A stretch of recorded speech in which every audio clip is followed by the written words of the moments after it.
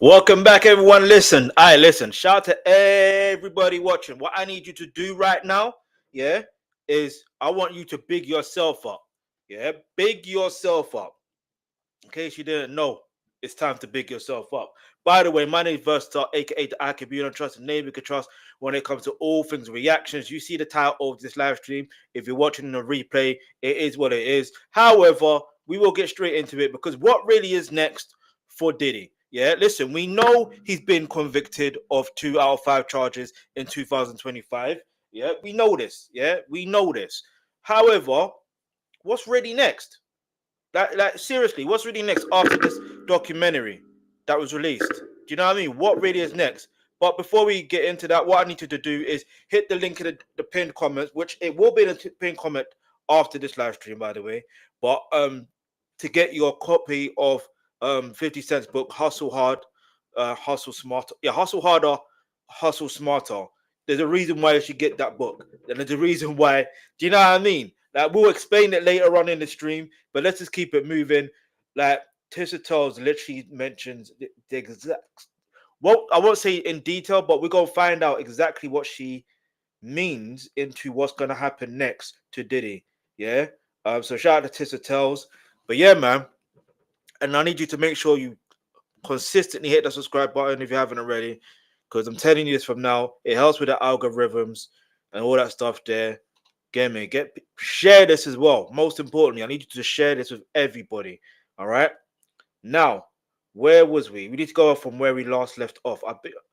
Was it this one $1 billion lawsuit? Yeah, let's go from here because we did the family reckoning before.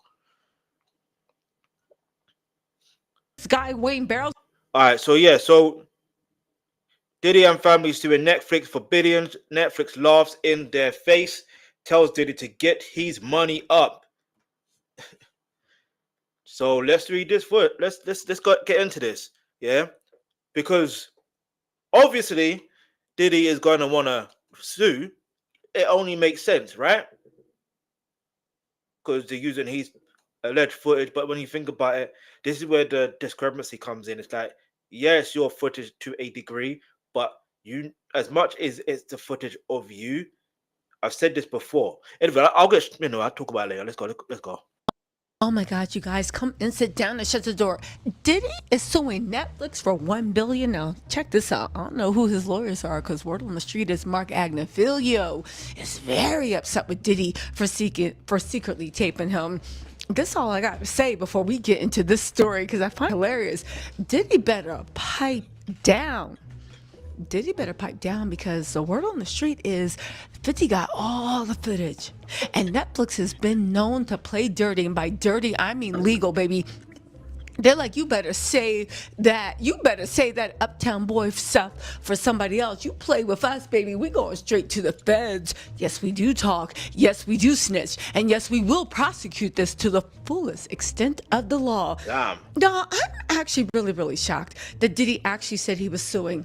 I'm not. We'll get into this in 1 second. But you know, the more I thought about it, I was like, wait, this actually tracks. And this makes perfect sense. Because here's the thing I think that Diddy's always been afraid of, my opinion. They're losing money. Diddy needs people to shut up. Many people have said many times that there were lots of people that had a lot of similar stories like the ones that were turned in court. And they were scared to come out. They were scared to go against Diddy. And according to the people that have been his victims or know the victims, they're saying without Diddy's muscle, without his power, without his pull, without him literally flexing to keep people quiet, well, what do you have? You have a man that admitted that he's been high off of everybody's supply for the last 15 or 25 years. Facts. A lot of things can happen. Maybe he can use this excuse he doesn't remember. Even if he doesn't remember, you're still accountable. This $1 billion lawsuit, besides Diddy going cash poor and his kids not having any sort of income, as far as I can see, outside of Snapchat and stuff, and that's no shade because I'm on YouTube, right? For real. Then again, my daddy ain't a billionaire that could have helped me set up a business and do what I wanted. But at the end of the day, I decided just to coax off his name because it seems like my daddy is an egomaniac and is jealous of all the talents that is innate in his children. And every time his children tried to make a come up, he found a way to sabotage that so his kids could always be under his thumb. Yeah, he provided for him, but they were assets that had pushed up his image and his thing, and he used them to get money.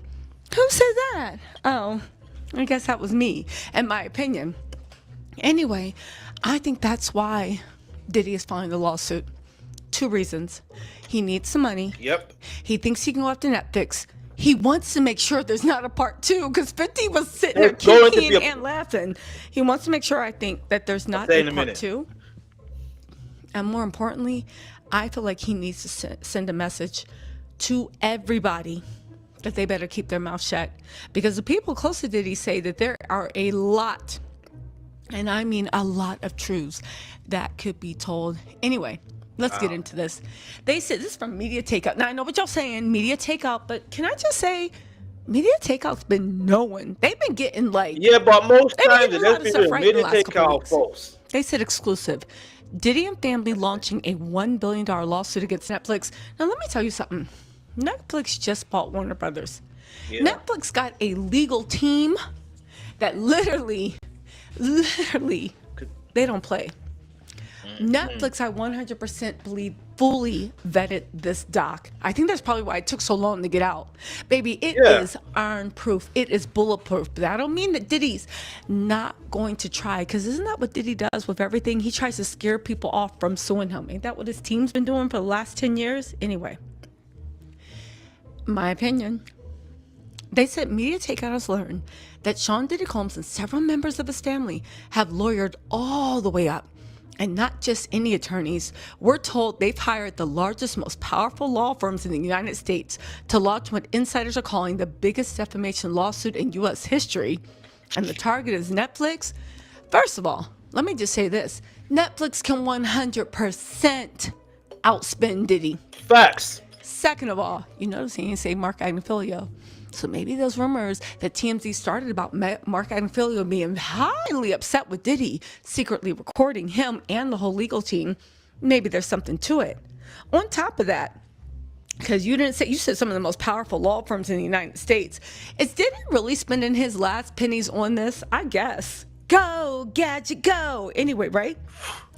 They said the 4-part Netflix docuseries, executive produced by 50 Cent, currently the #1 most watched show on the platform. With more than 25 million views so far, they expect to get to 900 million by the end of the month. Damn. It's packed with new disturbing allegations about Diddy's behavior. Now, you guys know the series. I'm in the series. It includes claims that Diddy abused multiple women, Diddy assaulted male employees, Diddy forced Biggie Small's family to pay for his funeral, and Diddy physically abused his elderly mother, Janet Combs. They said all claims had struck like lightning across the internet. But now, the people closest to his story are coming forward, and they're pushing back hard. Now, let me just stop this right now and say, was I not the first person when I saw Janice Combs and when I saw Misa's thing say, oh, they trying to set up to see how they can get Netflix and sue? Now, I do not know if Misa is involved in the lawsuit, but 100% I can believe that Janice Combs and the kids are involved in the lawsuit. But we're going to have to wait to get the actual lawsuit because I want to see it. And this is the thing. Can we take Media Takeout seriously as a source or outlet? Personally, I don't think we can. So, respectfully, Tisa, I see what you're saying. I see what you're doing, and it kind of makes sense, even if, because this is the one question we have to ask: could his PR team allegedly put that notion out there that he wants to potentially sue Netflix for $1 billion for this, that, and the third? But at the same time, when you think about it, yeah, let's be real, right? Let's be 100% real here. I'm not a lawyer, not an attorney. I haven't studied law. Do you know what I mean? And I haven't studied entertainment law. I haven't studied none of that, right? But I'm just thinking, this is reminding me of Drake's case, right? Against UMG. You have nothing. I said from the very beginning, from when it was about to happen. I said it. Then when the lawsuit did happen, I said it. That the case got dismissed. Even prior to that, he dropped the case for UMG. I forgot the timeline of things, but he dropped dropped the case, dropped another case for Spotify, but then he picked up another case against UMG, and it's that case against UMG that he picked up where he ended up. Do you know what I mean? But that case ended up being dismissed. So even if, just if he was to really try and take it to court or whatever the case may be, again, this was a defamation lawsuit. It will be dismissed because now you have to prove. This is the other thing with a defamation lawsuit. Now, if it does end up going to trial, if it does end up going to trial, now you have to prove that what Netflix was saying in a documentary or portraying you as in a documentary, now you have to prove that that's not true, and you can't do no looking out the window like, this would be a great shot. No, you can't do that. You have to prove. So if you can prove it, fairs. But you know what Big Shaq says from not Big Shaq, the basketball player, the former basketball player, rapper who does everything. Do you know what I mean? Not him. I'm talking about Big Shaq, aka Michael Dapper. Big Shaq, for a character from somewhere in London. Yeah. You know what he would say? You ain't got the facilities for that big man. You know that way he's there. You ain't got the facilities for that big man. But let's keep it moving. Let's go. They said Media Takeout was directly contacted by representatives for the Notorious Biggs estate, who flat out denied the documentary's claim that Diddy made Biggs' family cover funeral costs. Now, hear me out on this. I believe it's Wayne Barrows. Wayne Barrows used to be, I think, a producer for Diddy that was put on Biggs' album. And then Wayne Barrows became Biggie's manager. But again, bad boy. Then Wayne Barrows somehow started working with Valletta Wallace about as the merchandiser person for Biggie's estate, right? And then somehow, while Viola Wallace was in a hospice and passing away, he orchestrated this huge deal. She passed away. He told us about it. Now, mind you, in the documentary, they said that Diddy liked to change contracts. Exactly. After they were signed. I don't doubt that at all. Exactly. But can we also just point out the fact of, Wayne Barrows is saying this, but did he do an affidavit? Is he part of the lawsuit? Because at the end of the day, Kurt Burrows says he has handwritten letters.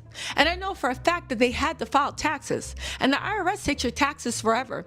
So it'll be very, very easy to see if that was true or not. Okay? So Biggie's estate speaks up and they're calling cap. Again, this is Wayne Barrows, I believe.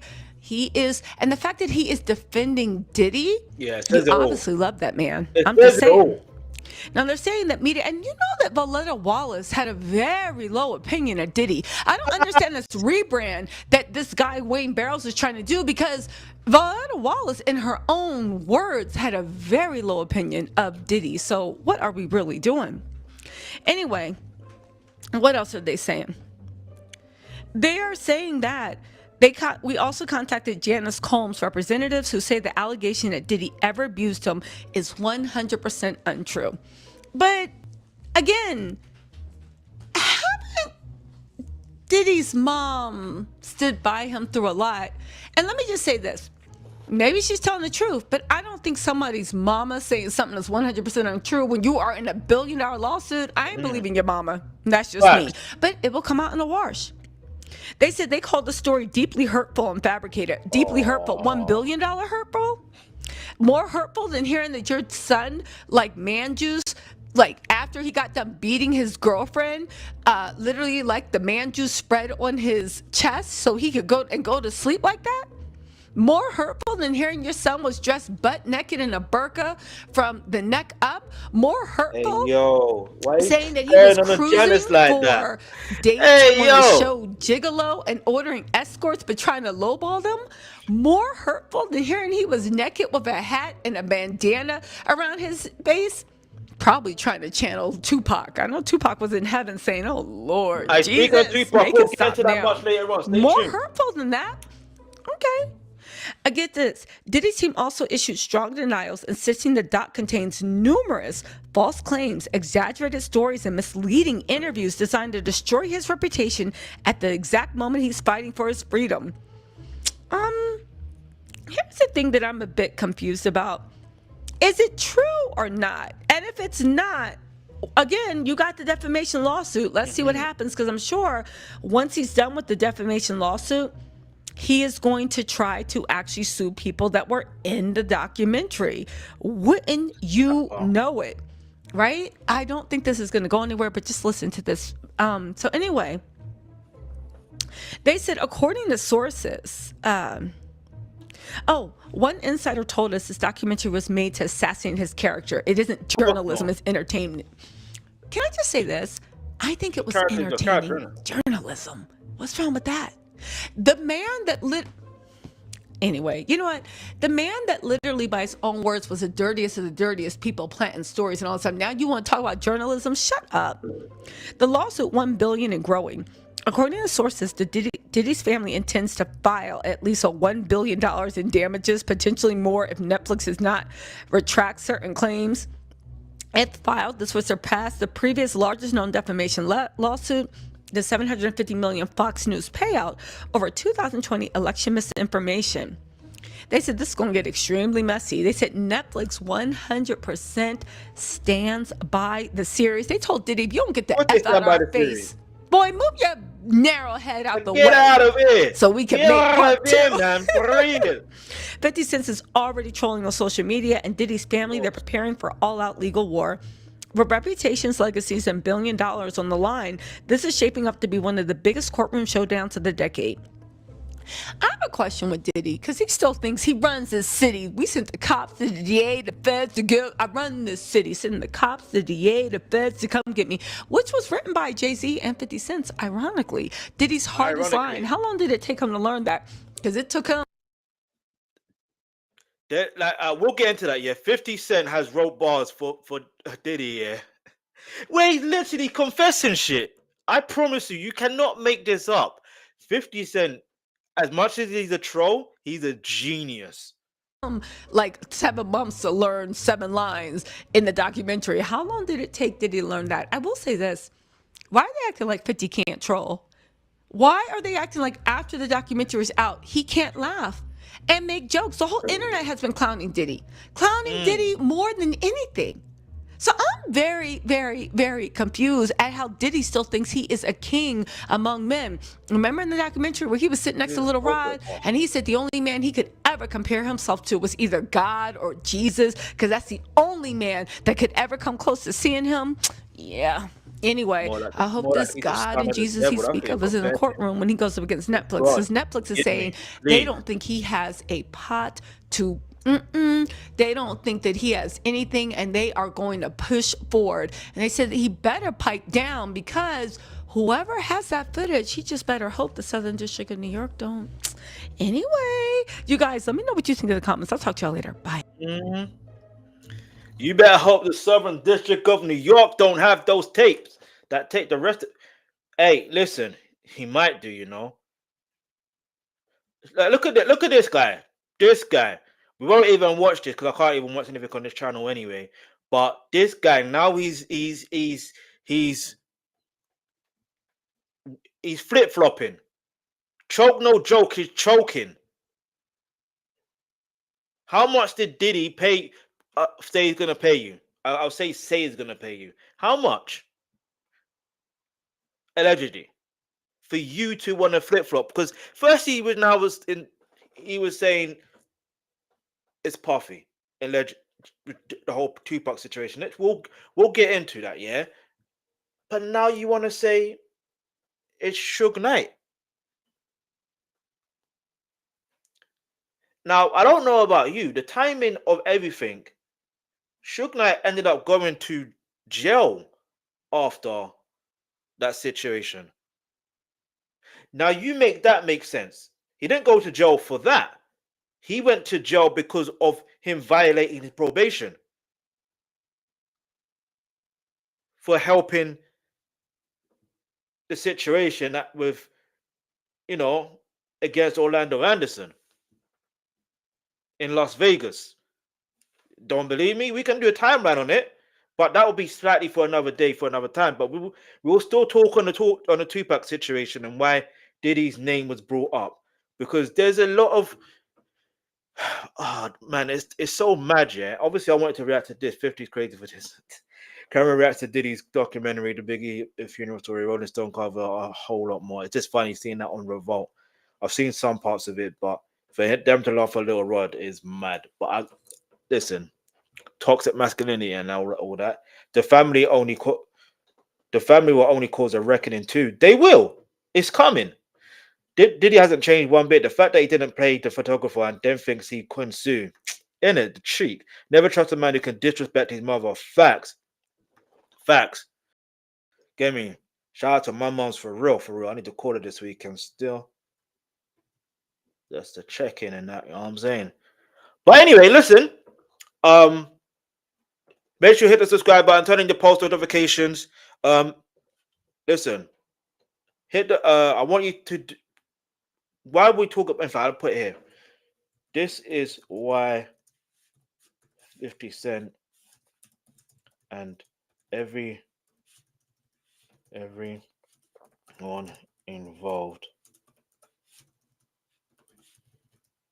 ensured they move 10 steps ahead, because when you know the pattern of a narcissistic,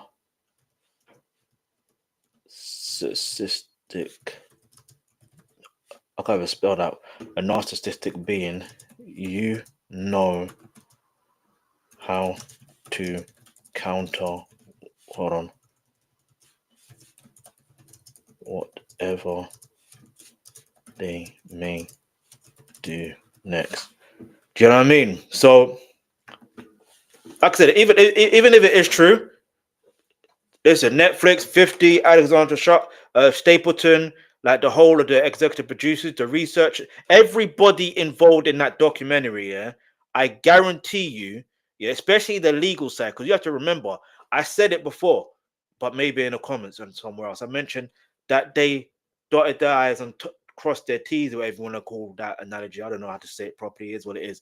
So, yeah, man, it's a very reminiscent of why I recommend you watch. Sorry, why you not watch, but why I recommend you go to the link in the pinned comments, yeah, and basically purchase your book of Hustle Harder, Hustle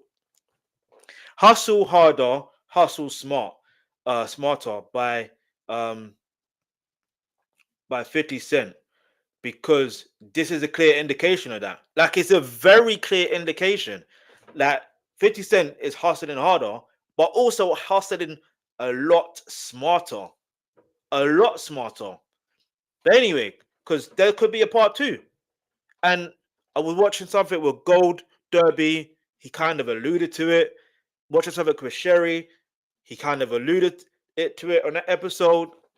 Hey, even when you watch the documentary series, it has that perception that there's some things missing. And if you are in tune with hip hop culture, you will know there's something missing.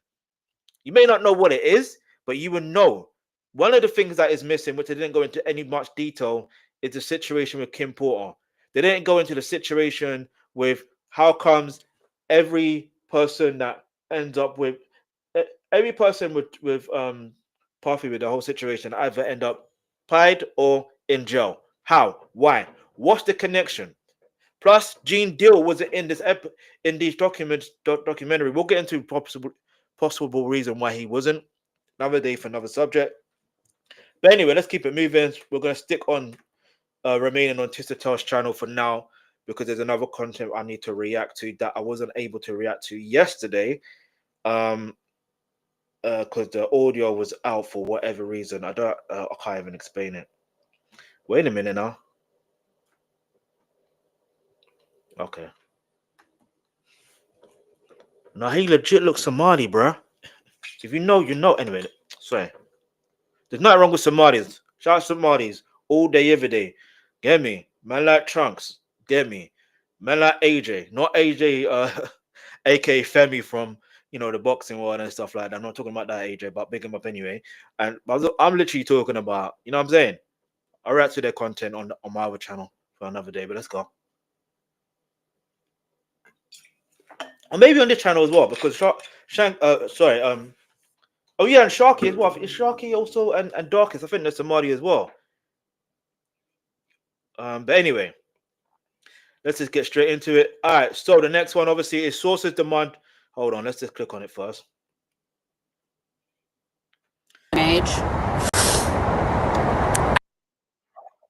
All right, so sources demand Janice Combs answers for what she did to Diddy. Chef Jordan drops more receipts. In the words of Whitney Houston, show me the receipts. Get me? Show me the receipts. Get me? By the way, my name is Versatile, aka the I Could Be Untrusted name you could trust when it comes to all things reactions. And right now, obviously, we're going to continue reacting to what is next for Diddy. Like, on a serious level, what's next for Sean Combs? Like, what really is next? So we're about to find out what possibly is next. All right. There is potentially that $1 billion lawsuits, which personally, I don't think that's going to happen. I think that idea, that narrative is allegedly from his PR team to put fear, but that doesn't necessarily always work. Not nowadays. Do you know what I mean? And I could be wrong about that. I could be completely wrong, and I can hold my hands up and be wrong about it. But even if I am wrong and the lawsuit is happening in terms of he does file for a defamation lawsuit, the case will either be dismissed, or what will happen is, aside from it being dismissed,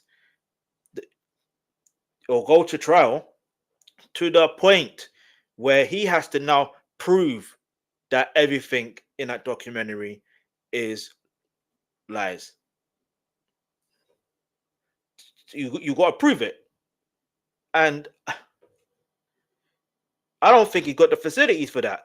If you're doing Mark Agnafilio wrong and other people on your legal team wrong, yeah, by recording them without their consent, and you're damaging your protection and your rights for attorney-client privilege, it is what it is. That's on you. What attorney is going to want to work with you? Just saying. Let's go. Y'all, Mama Combs is back in the headlines, and she said she never laid a hand on her baby. But you know who else is back in the headlines? Chef Jordan, and she's dropping more receipts. And what's more, Chef Jordan is dropping more receipts to directly correlate with what's going on with Mama Combs and Diddy. And people are saying, is she trying to ring the alarm about what the true reason was that Mama Combs is defending herself? Moreover, Jordan is letting more tea slip.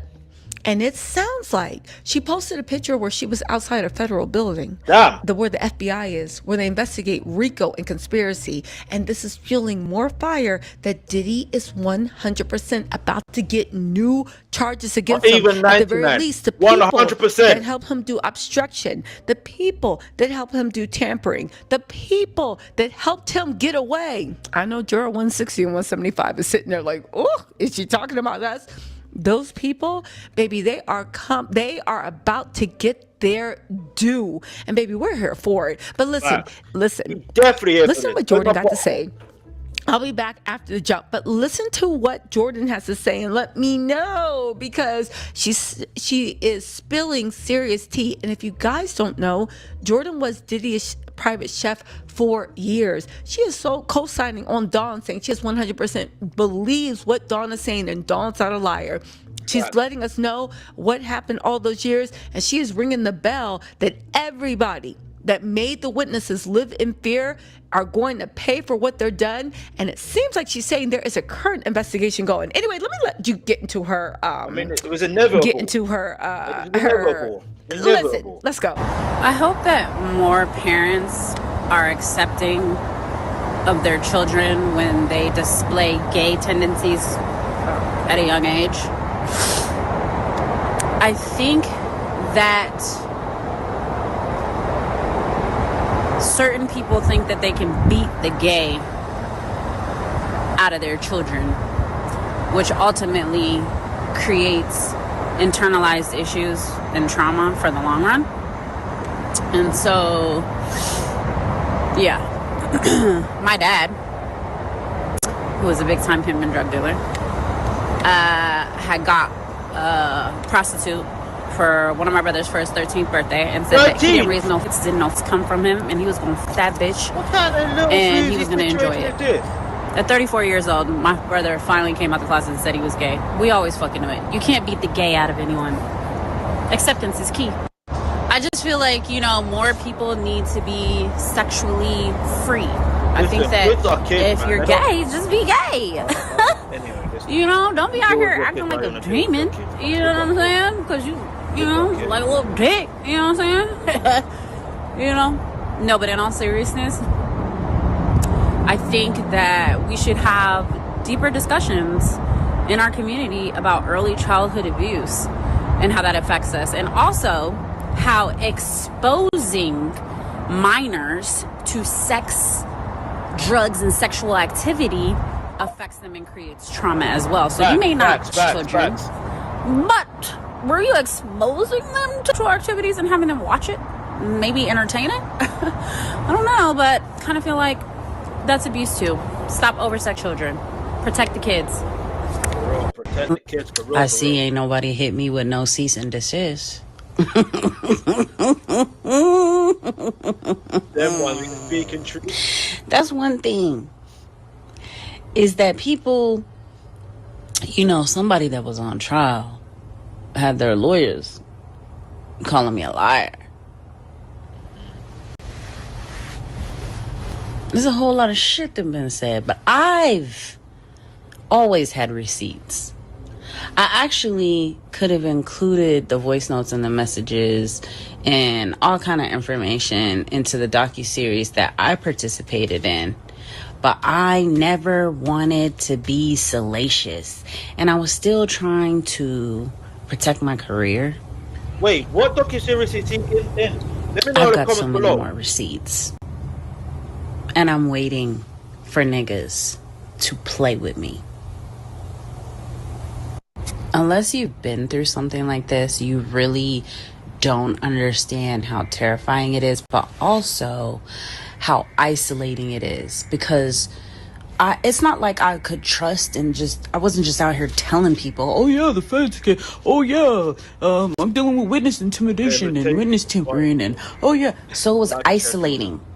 It was isolating. It's still isolating because you know how many of my quote unquote friends watched my stories throughout this whole past year and a half, 2 years, seeing what I was navigating, never fucking checked on me. Yeah. Even what I was posting yesterday, nobody was like, you know, there's a few people that reached out to check on me, but you know how isolating it is? Do you know she has a valid point, yeah. When you go through something, and I don't know whether it's out of fear or whether it's out of ignorance. I don't know what it is, but there's sometimes some people can see you go through something, or they can clearly see you going through something, but they don't know how to respond to that situation. Do you know what I mean? But man, yeah. Shout out to Chef Jordan. Shout out to all the people that are victims of situations and trying to overcome. Yeah, get me. You lot will overcome. You lot will get the justice you all deserve. You get me? That's what I'm going to say on that one. Let's go. The silence is deafening because everybody thinks you're supposed to keep the secrets. Fuck that. You know how this shit fucked me up for years? Fuck that. Furthermore, people that know me, you know, would rather me be quiet and, you know, shield myself and quote unquote protect myself. That's not protect. A lot of y'all you do that, I'll be honest, are dumb because you just don't fucking get it. I ain't been safe. So me talking is protecting myself. And also, I can get whatever off my chest that I want to. And as far as the stuff with Neil Dominique goes, I just didn't want Neil to go into 2026 feeling comfortable. Because clearly he been comfy cozy thinking, oh, the public ain't gonna find out. So if you got female artists that are working with you, I hope they stop working with you. Because you clearly don't protect women, Neil. Sad facts, sad facts. You snake. So when I went to New York to testify, they have like a final meeting the night before. And it was like 10 agents that came in, people I'd never seen or interacted with before. And it was a shit show. It was a shit show. And I went off on them and I told them, you're going to fucking lose. No offense to y'all, you're a group of white women who don't speak the fucking language that is focused on bitches getting their ass whooped and sexual kinks. Where the fuck is the Rico? People do not understand where the Rico is because you guys are out here focused on the wrong motherfucking shit. This is what the fuck I told them. Yeah. Along with a whole bunch of other things, but you know, this is chess not checkers. I'm not gonna say every motherfucking thing, but there's so much that y'all don't fucking know. Don't fucking know. That's kind of deep. Oh, she really outside the federal building. Hey.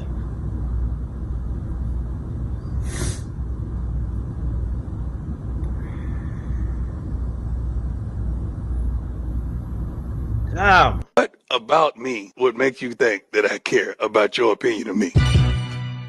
Your opinion of me is not the opinion that I have of myself. Shout out to Deion Sanders. You know, you ain't make me, so you can't break me. You didn't build me, so you can't kill me.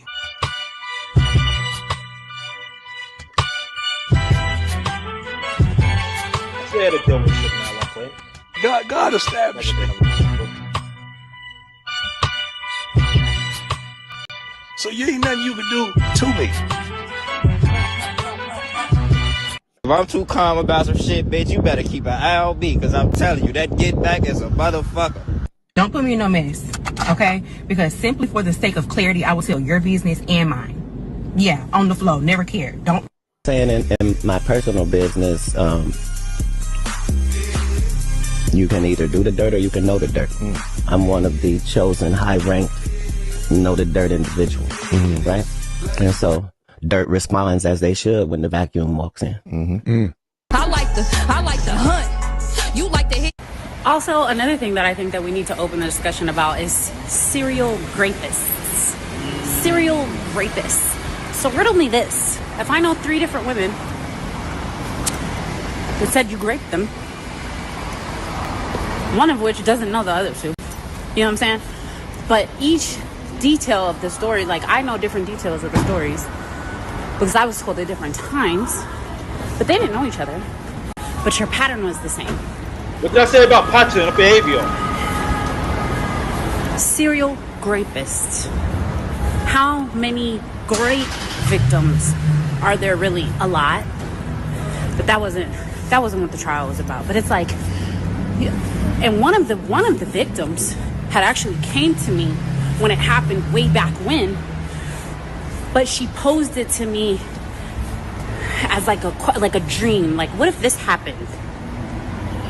Oh, and also before I forget, Don Richard is not a liar. Don's not a liar. I was in LA for a lot of stuff that happened, and I was also in New York and the Hamptons. With Dawn and Day 26. So a lot of shit. You know the trip where like after that Q lost his mind and he was never really the same. I was in the Hamptons. Niggas actually forget how much shit that I was really around for. Stay So, safe, yeah. Chef Jordan, man. John For Richard real. is not a liar, has never been a motherfucking liar. If you guys knew, okay, working for someone that weaponizes food and punishes people and not allowing them to eat or sleep and berating them and all of that, like, I don't know why it cut off there, but listen, all I can say is, yeah, there is a lot of information, yeah, and this is what I was trying to say earlier in terms of, yeah, if the defamation lawsuit happens and it ends up going to trial, he has to prove, as in Diddy, he has to prove that what's been said about him is lies. But then if you prove the lies, how do you prove the lies when, again, Chef Jordan's got receipts? You're only going to make things worse for yourself, Diddy, thankfully, and then that's what's going to happen. You're only going to extend your sentence. It is what it is, because you're going to get more indictments, allegedly. Anyway, somebody get Wendy on the line. For real, for real. I believed her since she told us in 1999, 2000. In fact, because it was, come to think about it, if I remember, I think Jean Dior spoken about it before. It was Puff, Sean Combs, whatever, Diddy. He's the one that got her fired from that radio show because she found that information of, you know what I mean? Yeah. All right, so I'm put good. Diddy deserves new charges. Hold him accountable. Justice for the victims. Amen. Abusers usually come from abusive homes. Yes and no. I'm gonna say yes and no. The reason why I say that, because there's some that come from abusive homes, but they don't end up doing the abusing. So it's a mad situation. I don't know how to explain it. I'm gonna put it. I can 100% see this going further as victims will get their full real justice. Hold on. As 50 months, hold on, is not enough. Like, it's not enough. It's not enough. It's not enough. And I was saying it, like, in terms of the jurors, yeah. I didn't know you had two jurors, that one of them is potentially a misogynist, allegedly, and one of them is clearly a fan of Diddy. Clearly, yeah, from what we see. Now, when you think about it, if you add the 4th of July, come on now, you do the maths. But anyway, we're gonna get into the whole Tupac situation now. So give me a second, people. Yeah, so make sure you hit the subscribe button, turn on your post notifications. By the way, also what I'm gonna also mention to you guys is, you see in the comments, in the pinned comments, there will be a link, and that link is to a book called Hustle Harder, Hustle Smarter by 50 Cent.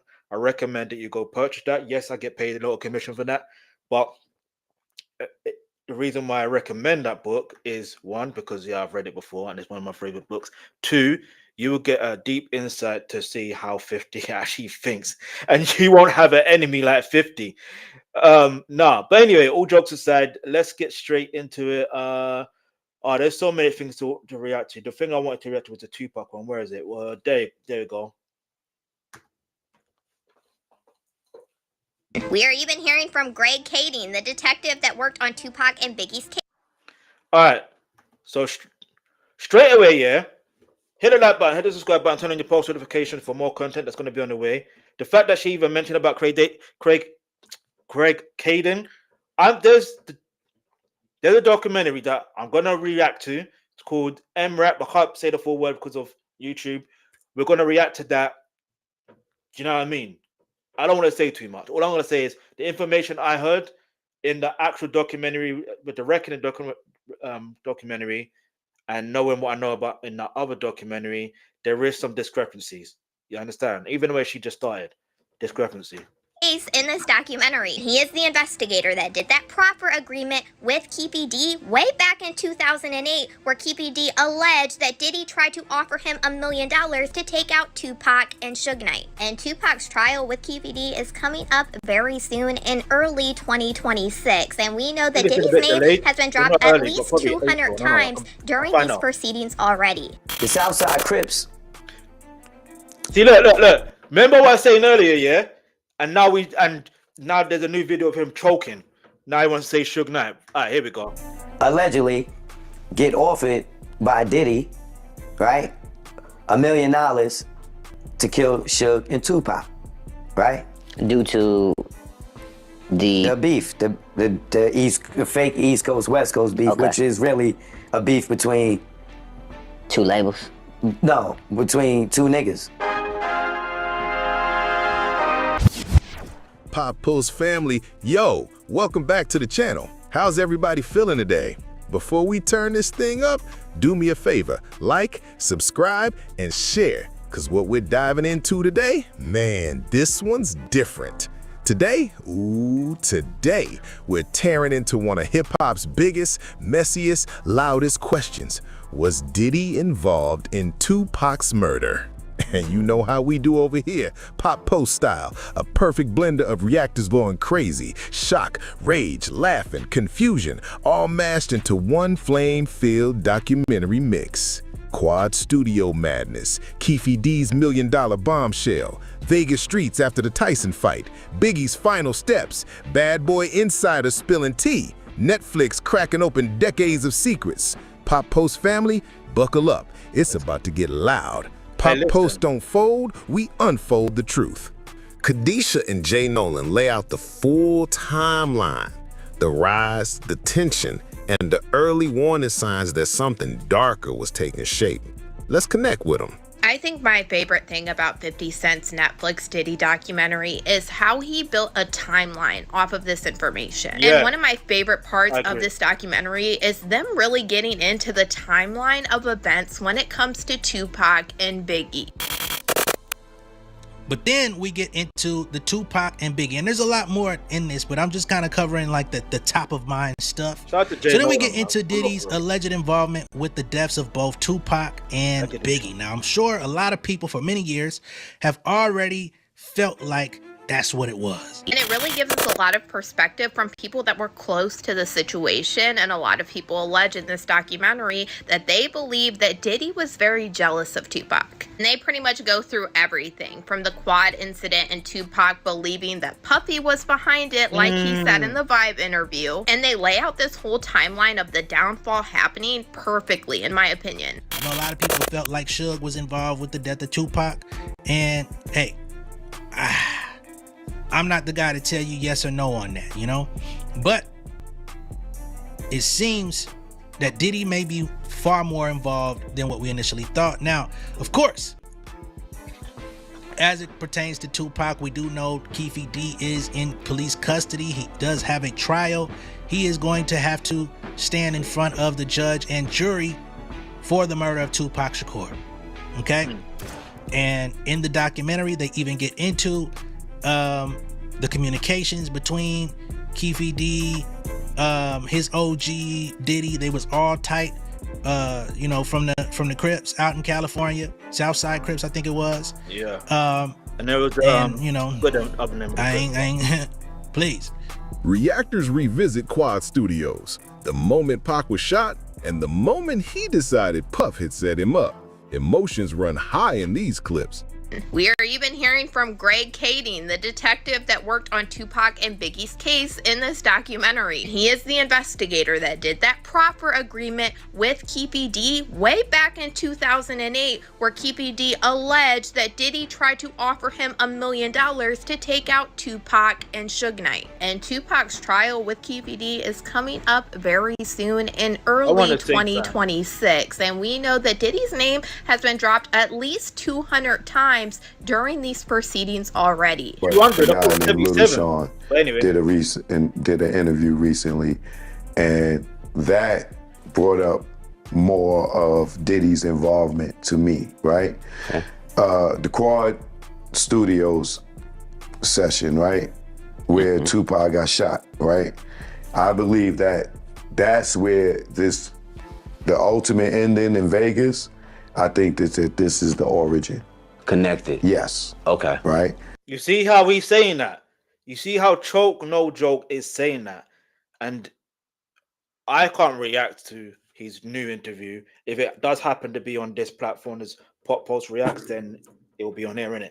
But like, the reason why I pause for now, yeah, because I have the fact that it's a name Khadijah, like she was saying about Craig Caden investigating both Tupac and Biggie's case.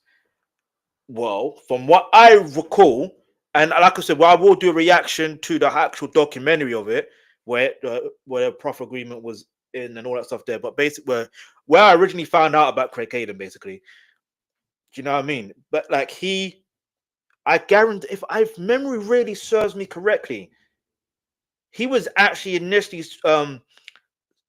it was to do with Biggie's case first.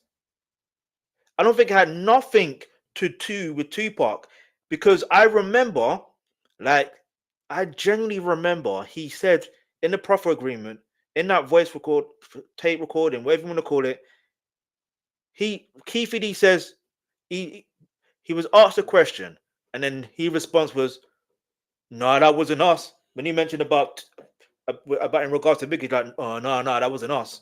That wasn't us." But then it went into the whole Tupac situation. Do you understand what I'm trying to say? That's what I recall. I genuinely recall that. But anyway, let's keep it moving. Let's go. Why I say that is this, right? I watched this interview with Lil Sean more recently, and when he talked about it, the quad shooting, this time he left blanks. He didn't want to mention Diddy name, and he didn't want to mention Jimmy Henchman name. That was on Combat Jack right? interview. Which was odd to me, because when he left, so I did research and I went through all his interviews. I found his original interview with Combat Jack where he names everybody, right? Wait, was that on Combat Jack? See, maybe I'm getting it mixed up. I think it was on my father podcast, My Expert Opinion, where he doesn't really mention names, but he does mention names in Drink Champs, but he doesn't. You know, you see what I'm saying? He does, but it's based on how Nori, the way Noriega or Nori asks the questions, you know what I mean? And EFN, DJ EFN. And the more recent one, he's just talking about, I got too much respect for these dudes. I don't want to mention their names. They my big brothers. I'm like, damn, who he talking about? So I go research, boom, find the Combat Jack joint. He giving all up, right? The blanks that was missing was Diddy and Jimmy Henchman, right? So now here's what happens.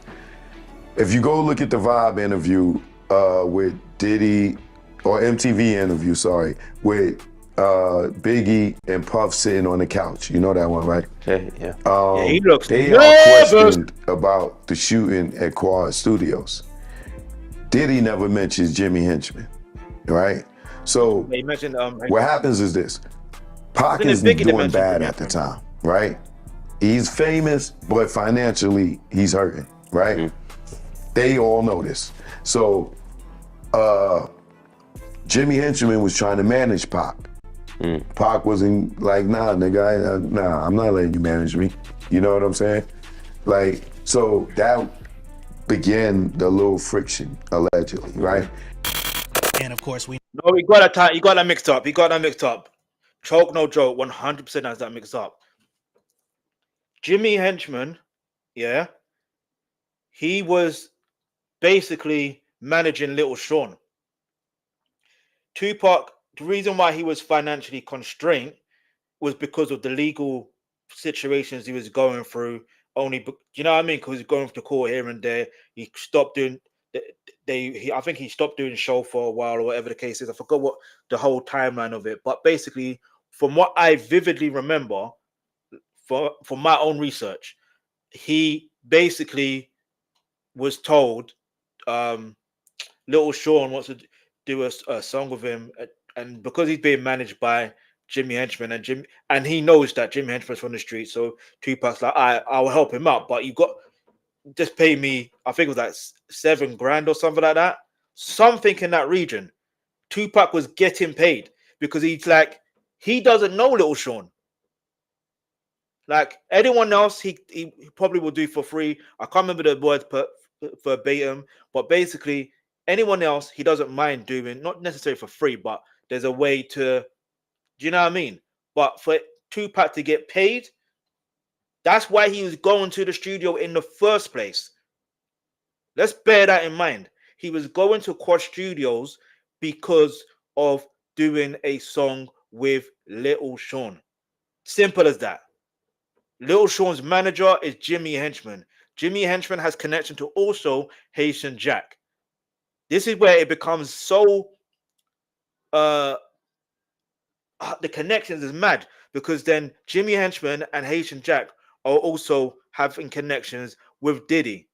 Haitian Jack is allegedly an FBI informant. It was also said that Diddy was also an FBI informant. Listen, I'm not going to say too much, but all I'm going to say is, listen, the FBI have been watching Tupac since he was conceived. Do you know anyways there? When his mom was in jail, they've been watching his mom. So therefore, they're also going to be watching Tupac. That's why they moved around so much. Anyway, I couldn't keep it moving. Tupac ended up getting shot at Quad Studios when he was going there to see Biggie. In the documentary, you literally have Lil C's where he comes out and says, "Yo, we in the studio, we up top. I'm looking out the window, I see Pac. I say, yo, Pac." Pac says, "Yo, what's good, little nigga? I'm on my way up." And as soon as Lil C's gets in the elevator to go down, he gets to the bottom floor, and somebody's standing outside the elevator like, "Nah, nigga, stand back. 2 guns." He got to stand back on the elevator. Pac gets popped. All this shit pops off, right? You can believe Lil C's if you want. I know some people won't. But it's like, if Tupac got robbed, that's the story. How come Lil C's never got robbed? About it. I'm sorry, this is what's so mad to me. Like, if someone's gonna get robbed, no disrespect, yeah. I never lived that life. Never want to live that life. Don't want no one else I know to live that life or be. Do you know what I'm saying? I don't want you to live that life. I don't want no one else for you to also be robbed and all that stuff there. But all I'm saying is, in that situation, if someone has whaps on them, and I'm not saying Lil C doesn't look like he's got anything on them, because you don't even know. Yeah? But it's like, if someone's come to rob someone, like, and I'm going to use, again, I know it's a TV show. Yeah? Power. There's an episode of Power. Obviously, another 50 Cent executive produced show. But basically, there's a scene where Councilman Tate basically knows of the... Councilman Tate and Ghost, aka James St. Patrick, they're in in Club Truth. They're getting robbed. Yeah? Yeah? Everybody, literally everyone there is getting robbed. Everybody there is getting robbed, including Councilman Tate, who also knew the person who was robbing the place. Now, obviously, he didn't get away with it because, you know what I'm saying? If you've seen that episode, you've seen the episode. Anyway, I say that to say this. Naturally, no robber is going to go into a situation and just rob one person only. That's just all I'm saying. Do you know what I mean? Let's go. But of course, Pac was like, "Ain't no fucking way." Somebody had to know, and he definitely blamed Diddy, who was Puff at the time. Then comes the jaw-dropping moment. Keffy D's alleged $1 million murder. Keffy D. Reactors break down the money trail, the Crip connection, and the wire transfer that never reached Keffy D. this night. And then during this documentary, we heard from the former president of Bad Boy, Kirk Burroughs, who alleged during this time, Diddy had him hiring a whole bunch of people and getting cars to drive to Las Vegas. And he is now very curious into why Diddy wanted to do this. And he said in his opinion, he now believes that Diddy was behind taking out Tupac. According to the comedy hype guest, Reggie refers to Reggie Wright Jr., a former death row security boss and ex-police gang unit connection who allegedly moved pieces behind the scenes. The guest links him with Dwayne Keefe D., a longtime member of the Southside Compton Crips. I'm gonna rewind that part just so I can understand. Hey yo, I'm telling you this from now, yeah. When I say there's names, people, and names and connections, you will realize when you put 2 and 2 together, it's so obvious. It's so obvious. Look, Reggie the Rat Wright Jr. And let's not get this twisted, yeah? He was literally only hired to be the head of security for Death Row Records. Like, he was literally the head of security. That was his job role, yeah? After the incident with Orlando Anderson, Suge Knight told Reggie Wright Jr. to put 5 more bodyguards on Tupac. Those were his words. A few months before, or maybe was it a month or just about a month? If that, Tupac fired Reggie Wright from being his security DO from a personal standpoint. But when it comes to events and anything else associated with the label, Tupac doesn't have a say. It's Suge Knight that has the say. Do you understand what I'm trying to say?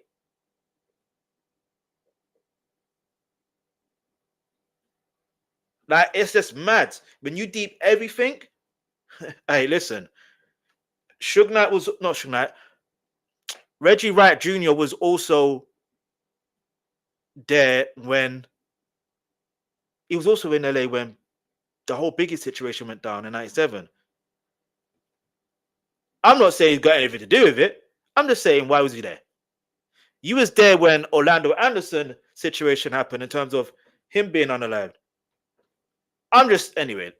He now believes that Diddy was behind taking out Tupac. According to the comedy hype guest, Reggie refers to Reggie Wright Jr., a former death row security boss and ex-police gang unit connection who allegedly moved pieces behind the scenes. The guest links him with Dwayne Keefe D., a longtime member of the Southside Compton Crips, accused in 2023 of orchestrating the 1996 murder of Tupac Shakur. According to the guest, the pair, with backing from gang networks, were part of a conspiracy offering $1 million hit to kill Tupac and his associates. In this telling, the so-called East Coast versus West Coast beef was actually a cover for a gang-driven internal West Coast conflict led by these figures working behind the scenes. Now, there you go. Diddy starts hanging with the Southside Crips, right? The Southside Crips allegedly get offered by Diddy, right, $1 million to kill Suge and Tupac, right? Due to the beef, the fake East Coast West Coast beef, which is really a beef between 2 labels. No, between 2 niggas, Suge and Puff. Pac and Puff, Suge and Jimmy, Pac and Jimmy. Gotcha. Right? So, Southside get offered this allegedly get offered this $1 million from Puff, right? Right. To kill Suge and Tupac, right? According to Keefe D, right? Now, this is where Reggie comes in, right? Okay. And that was your way to kind of tie in Diddy. I just want to make sure that we're clear on that. Okay. Yeah, right? So this is where Reggie ties in with Diddy, Keefe D, and all of them. I believe, personally, that Keefe D, knowing that now in New York, after Pop and Snoop and the Angie Martinez situation happened, they fly back to California. That's the last time Pop and Snoop saw each other, right? According to Snoop, he says, yo, cuz, you going to the fight, cuz? And Pop, yo, man, get out of here. And they ain't speak no more. But now the beef is lit with them, right? We already know it was real tension between the Outlaws and Pop and Snoop and the Dog Pound. Keefe D is in police custody. He does have a trial. Okay, I'm not gonna lie to you. Choke No Joke didn't really connect the Puffy situation with Reggie Rat Jr. I'll be honest, he didn't. Not in that clip. Not in that clip. He didn't really allege that. But I'll give him the benefit of the doubt because you're saying what you think you know instead of what you know. Do you understand? When you know what you know, do you know what I mean? You know what you know. So if you're saying, I think it was this, I just close these hat. Dad gang in there, you know. Jeez. Shout out to all the dads. Yeah, me, all the fathers out there in the world. Let's go, let's go, let's go. Yeah, shout out to J-Lo. No. What's I gonna say? Oh, yeah. So it didn't seem like he tied the two together like that properly, but let's see. But how? Because the way it would seem to me is how that Reggie Rat Jr. connection will happen is who is head of security for that label for Death Row Records. It is 100% Reggie Rat Jr. And if he's got connection to Keefe D, and Keefe D has connection to Diddy, there's your connection. I'm not saying that's exactly what happened because I don't know verbatim like that, but I'm just saying that's how the connect would happen.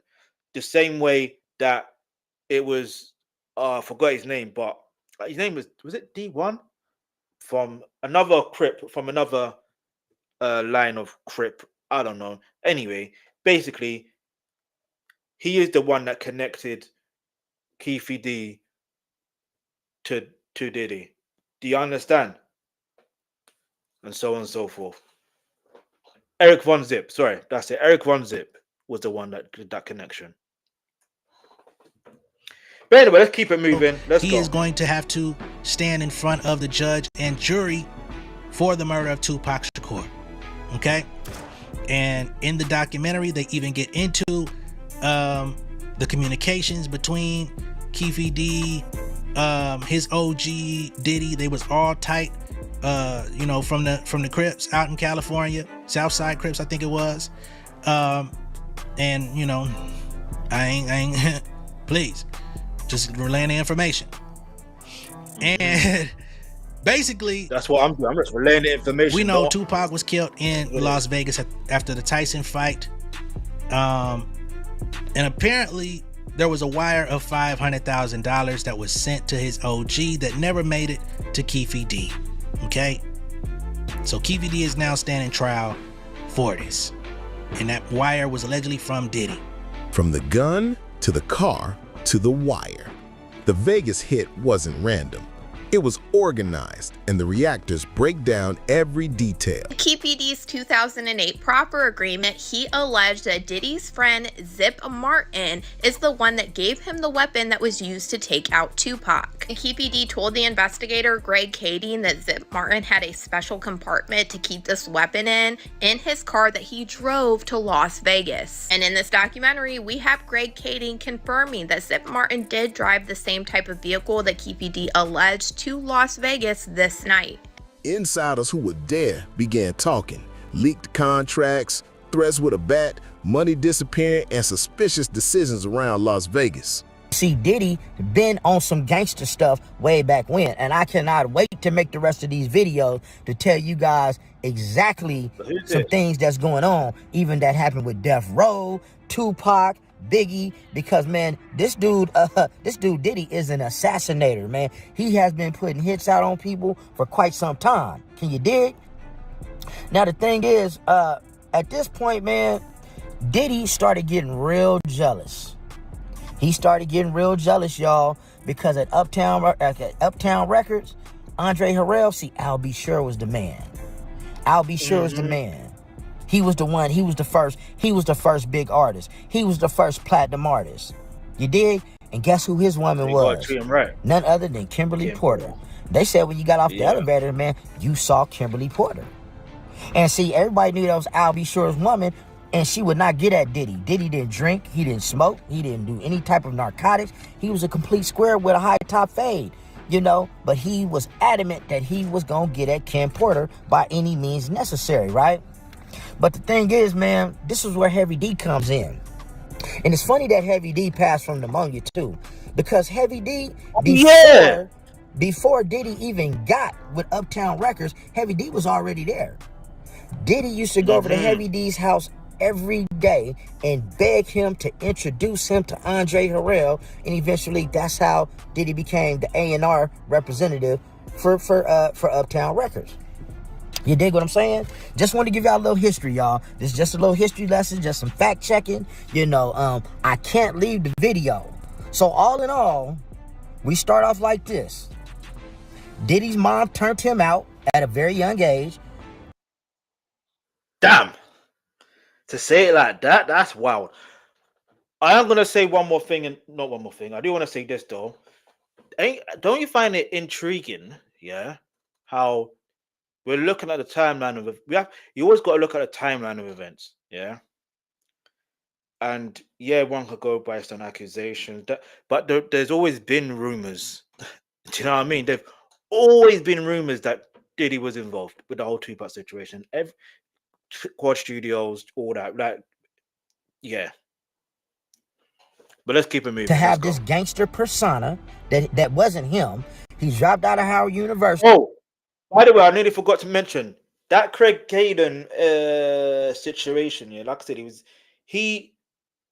for him to investigate Tupac situation, the 96, yeah, that situation 96. You have to remember, his jurisdiction is NLA.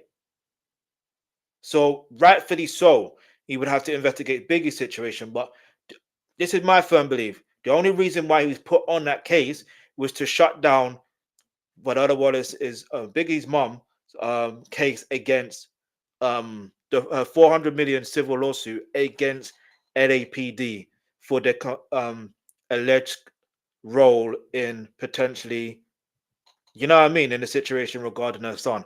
So the only reason why I'm saying that is because there's most people in this situation have a personal motive. They have a motive. Do you understand? And ever since Craig Caden has been going out doing these things, saying, "Oh, he proved the gate, he confirmed that." Do you know what I mean? No, you haven't confirmed anything really. You know what I'm saying? Yeah, you may be part of putting the puzzle together, but you're just one part of the jigsaw puzzle. What you're not saying is you're not investigating someone else that is from LA, aka Reggie Wright Jr.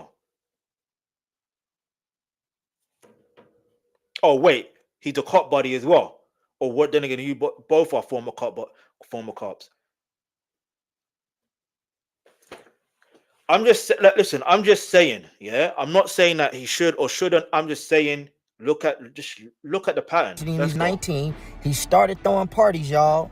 He started throwing parties. He learned at a very early age how to drug someone and sexually assault them with Joy Dickerson. The paperwork's there. You can read the diary. It's all in the documentary. I just can't post it. He wanted to be at Bad Boy Records so bad, he used to sit outside of Heavy D's house every day and beg him to go see Andre Harrell, right? Andre Harrell gives him a job. He wants Kim Porter. He can't have Kim Porter because Al B. Sure got her. You dig? So he busts his butt over the next couple years till it gets to the point to where he no longer wants to be an Indian. He wants to be the chief of Uptown Records. And guess what? This is when Biggie Small comes into the picture, right? That was his artist. That was his first artist. So it got to the point where he started disrespecting Andre Harrell so bad that Andre Harrell fired him, but he let him take Biggie with him. And that was the biggest mistake that Biggie ever made, and why he is not here. Have Greg Kading getting into what happened with Biggie. And Greg Kading alleged that Diddy wasn't helpful at all in the investigation into what happened to Biggie. We saw a lot of different records being put on the screen where it said he did not want to give any more info at this time, and this was at the hospital where Biggie passed away. And I also noticed this document that flashed on the screen that was from investigator Russell Poole. And Russell Poole said that he called Miss Wallace to update her on the investigation, and that she was frustrated and angry that no one had been arrested for her son's unaliving. After bringing her up to date on the case and explaining our frustration with the lack of cooperation from Puffy Combs, Bad Boy Entertainment, plus Biggie's own entourage's lack of further assistance in the investigation, Miss Wallace calmed down and understood the situation. Yeah, Greg you know what? Kading said in this documentary he believed that Diddy did not cooperate with Biggie's investigation because it would have led investigators back to him with Tupac's unaliving. I always remember the saying that when you solve one of their cases, you will solve the other. And that's why I honestly can't wait until Tupac's trial. Mace has been saying for years, just like all of the artists on Bad Boys, publishing is also in Diddy's mother's name, although she never wrote, produced, or sung on anybody's records. So they get into all of the deep dirt, and Kirk Burroughs was essentially a right-hand man. And the reason why I'm talking about Kirk Burroughs specifically is because he was essentially robbed out of his 25% stake. He's been speaking about this for nearly 2 decades. He first filed a lawsuit against Diddy for this in 2003. It got stumbled out of court based on, I think it was statute of limitations at the time. And he refiled a new lawsuit last year under the Gender Motivated Violence Act, which allowed people to bring up older situations if they were sexually violated, which he claims that he was. I can't say anything to that. But the sexual violations in tandem with the... No, I'm sorry. Forgive me, God. It's just the fact that he said, but. Like, you can't, the whole situation, then he said, but, and I'm like, no. We're not doing that. Hey, listen, alleged let's keep moving. Let's go. Stealing of his 25% stake. He says Diddy came into his office with a bat and said, look, bro, I got this business deal I'm trying to secure. I need some money up front. I need to cash out on your 25%. I promise I will give it back to you after this happens. He said he threatened him in so many different ways until he finally obliged. Reactors then shift to Biggie, why he didn't want to be in LA, why his flight was canceled, and how his own funeral was allegedly funded from his contract.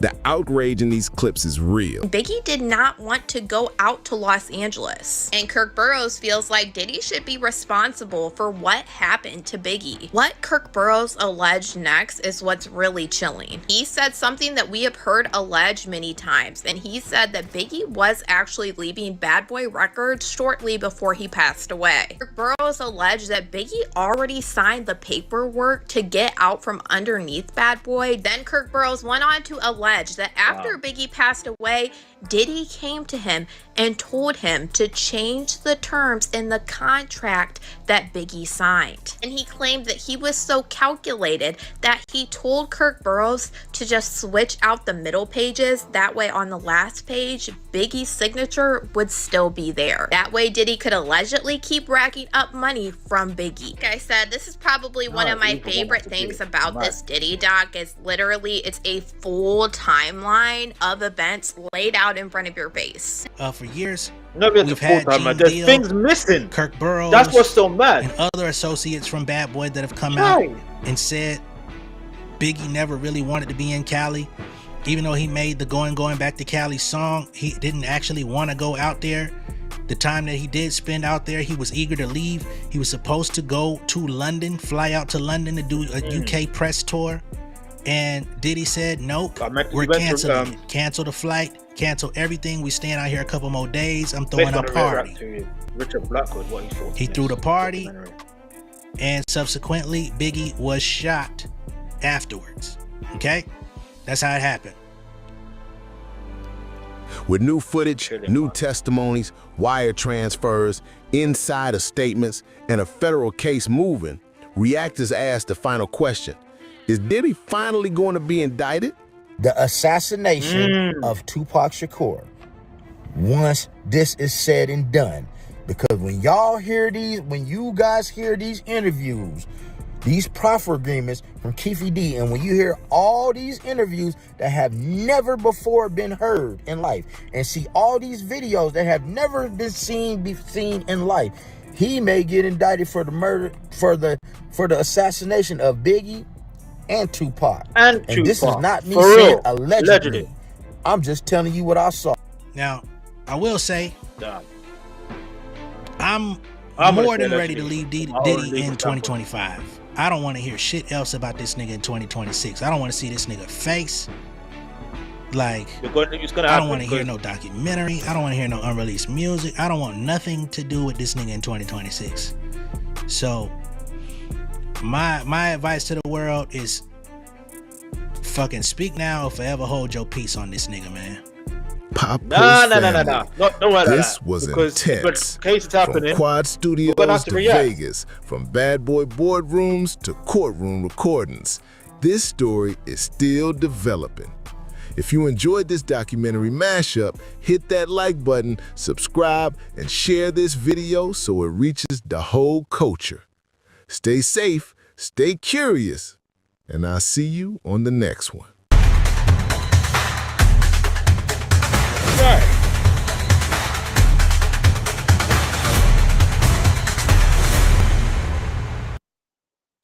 All right, let me see what the comments are saying real quick. But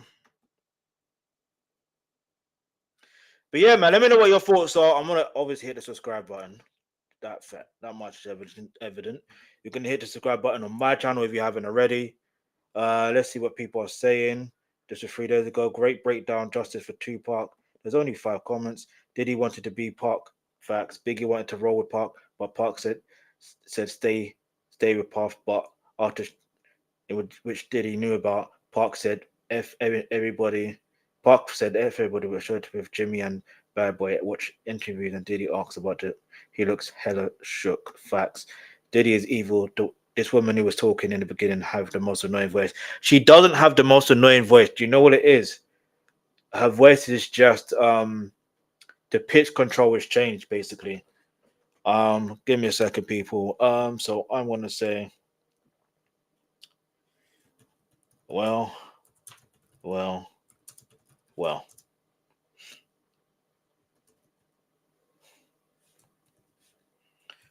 The saying goes, the truth will always come to light. And this time, justice is happening for Tupac and Biggie and everyone involved in their physical demise will get all that is coming to them, because it is not just allegedly Diddy,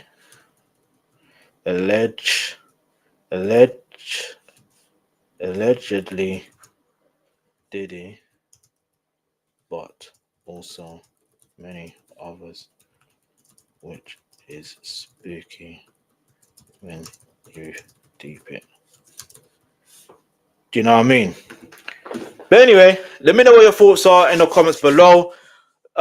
Listen, I recommend you actually go to the link in the pinned comments, which you will see, and it's in regards to 50 Cent's book, Hustle Harder, Hustle Smarter, because that documentary is proof that he genuinely hustles harder and hustles smarter than anyone else at this point, because look where we are now. Do you see what I'm trying to say? But anyway, let's just keep it moving. There's one more thing we're going to react to in regards to the whole Tupac situation. Shout out to Discretion TV. But yeah, make sure you share this video, share this live stream. I don't know if I should, is it this one?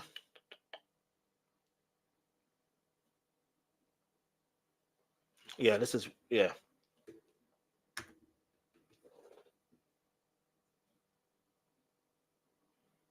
If it's not what I'm thinking. The first episode, I'm tripping.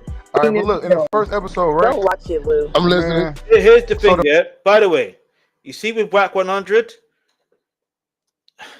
everything he says in general, you got to take with a pinch of salt, all right? You have to take with a pinch of salt. Bear with me, people. Bear with me. I need to do something real quick.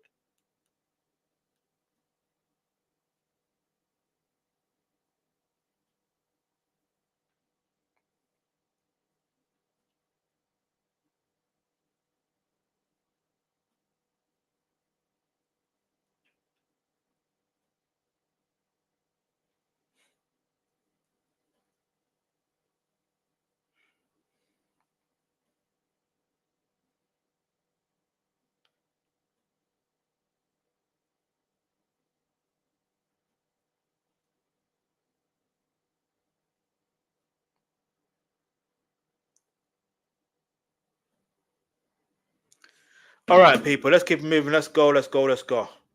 So the title is Whack 100, 50 Cent, Diddy Doc, and Suge Knight used Tupac as a shield. Yeah. You know what? I ain't got time for him. And I'm not going to lie to you. Just the title alone is pissing me off. It's pissing me off. It's pissing me off. It's pissing me off. It's pissing me off. It's genuinely pissing me off. We'll just react to Josh Johnson's reaction to the documentary. So yeah, let's go. Shout out to Josh Johnson, man. It's my pleasure to bring in my favorite comedians. You know him in the Daily Show. It's Josh Johnson.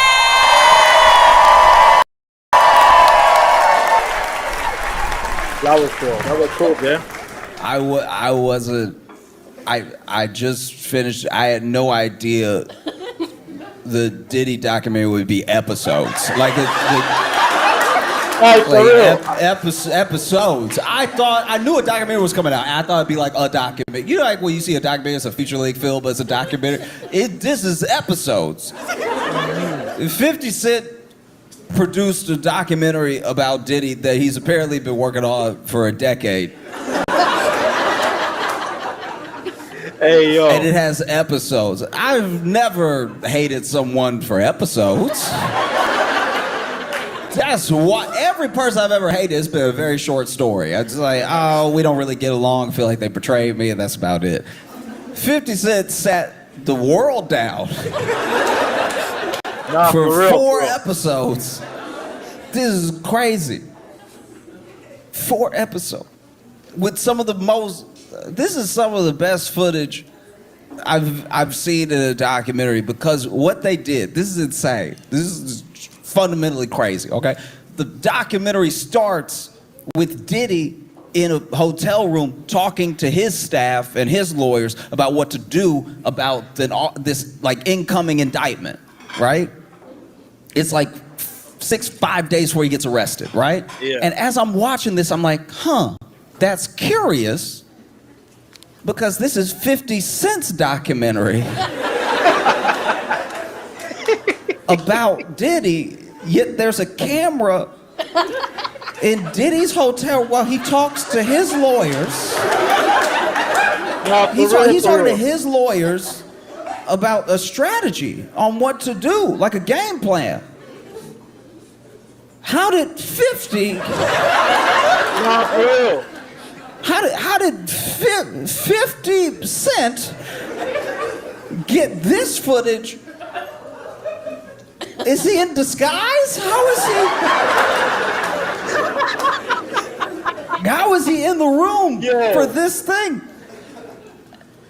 And then this dude's like on the phone. Diddy is on the phone and he's talking about how we need to be aggressive, we need to come back. He literally says we need to get like the dirtiest, most like expert propaganda we can out there. Which, okay, insane to say on camera. A camera I think you know is there. That's wild. For real.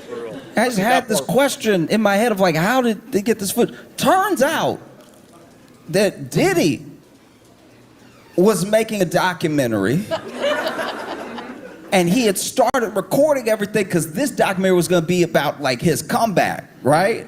So he's like covering everything himself,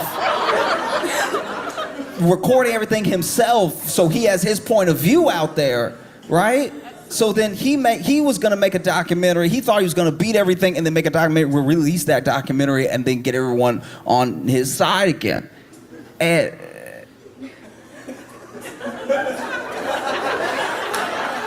And now you have to ask yourself, how did 50 come into the possession of Diddy's footage for Diddy's documentary about Diddy?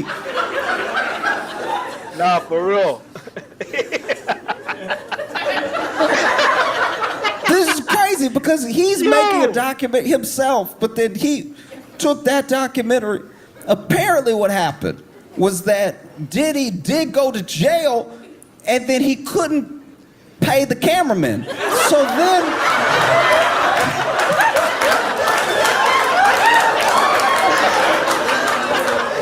So then 50 was like, I'll pay the cameraman.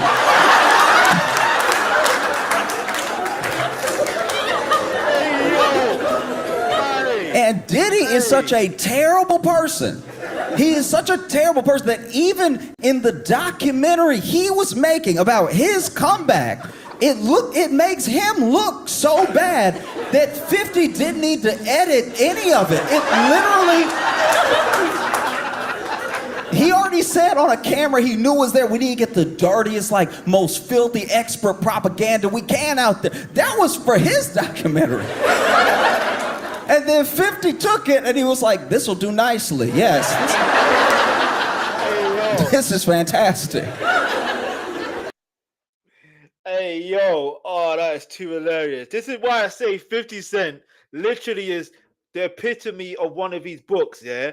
Hustle Hard, Hustle Smarter, which you can go grab your copy in the pinned comment, yeah? Yes, I get a commission from it from Amazon, but it is what it is.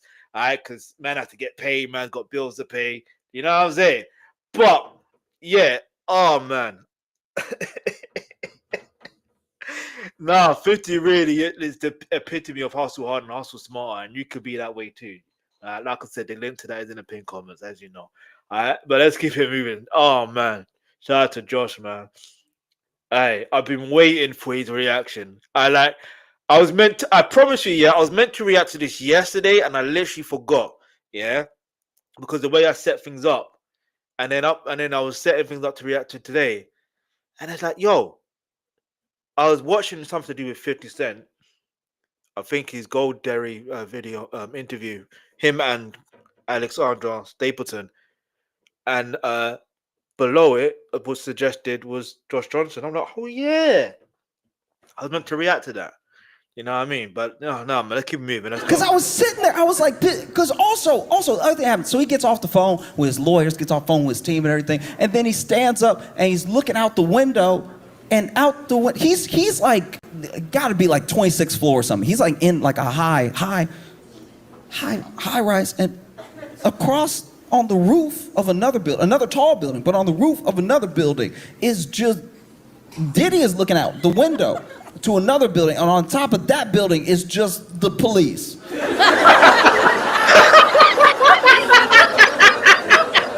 not the police, so I don't know exactly how they operate, but that's the first. Usually in a stakeout, they hide. The fact that the police are outside Diddy's window on another building, just like.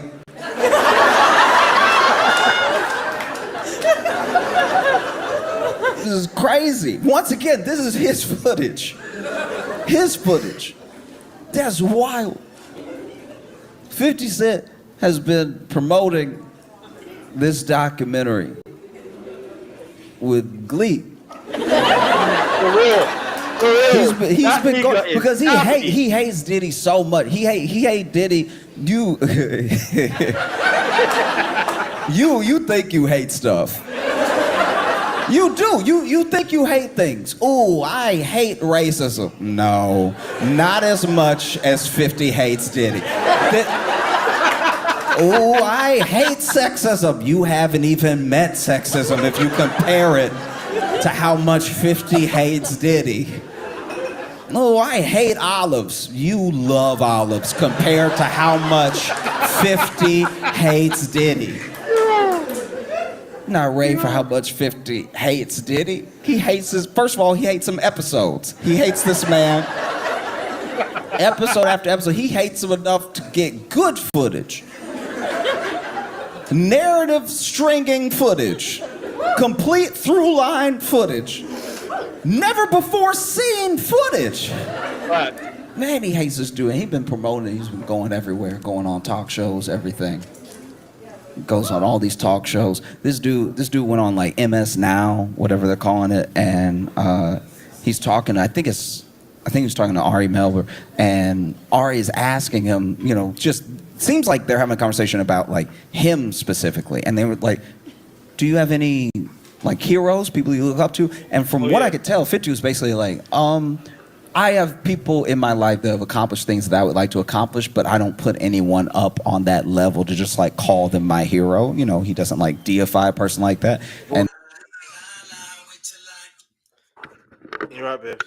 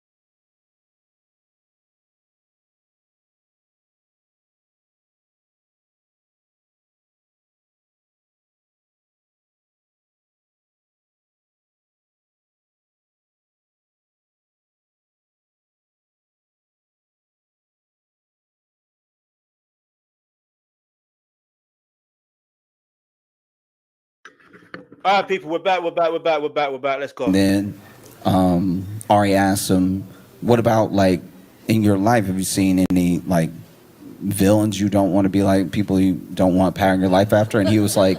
No. He asked him, who's your favorite villain? Like your favorite super villain? Or no, who's your favorite villain? That was the question. But anyway.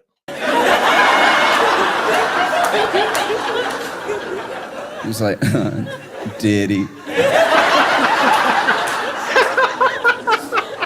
This dude, because this dude has been making this documentary for a while, just quietly, in the shadows, just collecting, just making it happen. A decade of work going into a documentary. And now it's like he gets to show it off. This is his baby. You know, and you know how new parents are. You know how new parents, this is the miracle of life happened through you. You made this person that you see, it's changed your whole perspective on the world. You see this person now that you can't touch. Anyone brings up, how have you been lately? How have I been? This person, the miracle of life, my baby. Look, do you want to see my baby? Do you want to see pictures of the baby? You have thousands of pictures of the baby. But no parent that I've ever met is promoting their child the way 50 is promoting this documentary series. This man went on, apparently, this is the rumor, apparently he went on like the ABC stations specifically to do the interview because ABC is one of the only stations they play in prison.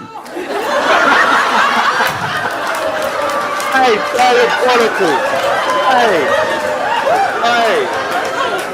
this is a biblical amount of hate. Cain didn't hate Abel this much. This is wild. He is doing everything but looking right to the camera, smiling and waving at Diddy. This is insane. This is wild. He's smiling so hard. I've never seen him smile like this. Facts. This man's smiling. 50 Cent in every interview is smiling ear to ear. I didn't know he had dimples. I think they just came in.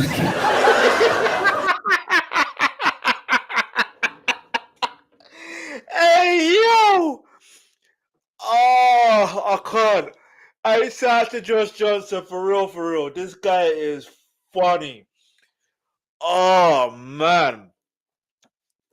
Hey, listen. Nah, for real, though. For real. Hey, listen. I don't think I've ever seen 50 Cent smile like that. Like, legit. I genuinely don't. It's like every interview I see, even where I've paused it, where I'm watching his interview with also Alex Stapleton, but I've literally paused it, and you can see this for yourself on the Gold Derby, the Gold Derby episode. This was uploaded a day ago.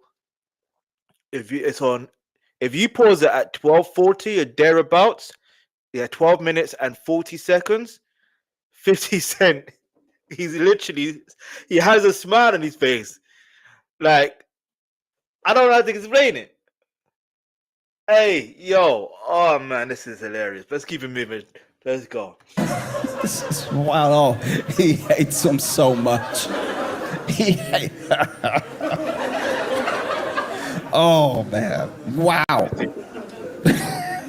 He hates him.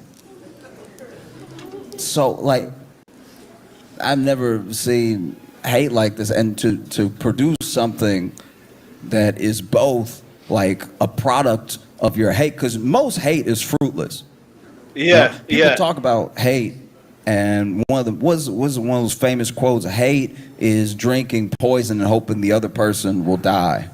Yeah, I don't know. Well, apparently, hate is also making a documentary series detailing how much everyone else should hate this person. One of the craziest things to me about the Diddy documentary is that the pure length means that he's more evil now. Now that we've got like a documentary, he's more evil now than a bunch of other historical figures. There are people from World War II that did not get 4 episodes on them anywhere. That's crazy.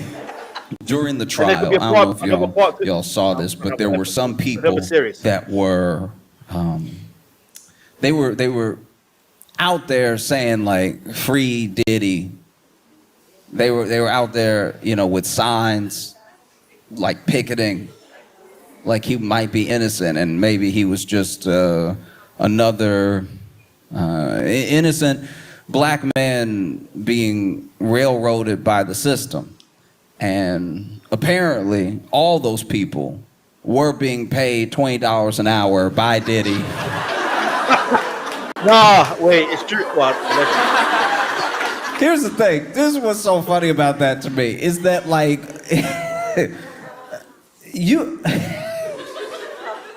they're out there being like he's innocent, but they're also not hiding the fact that he is paying them to say that. Hey.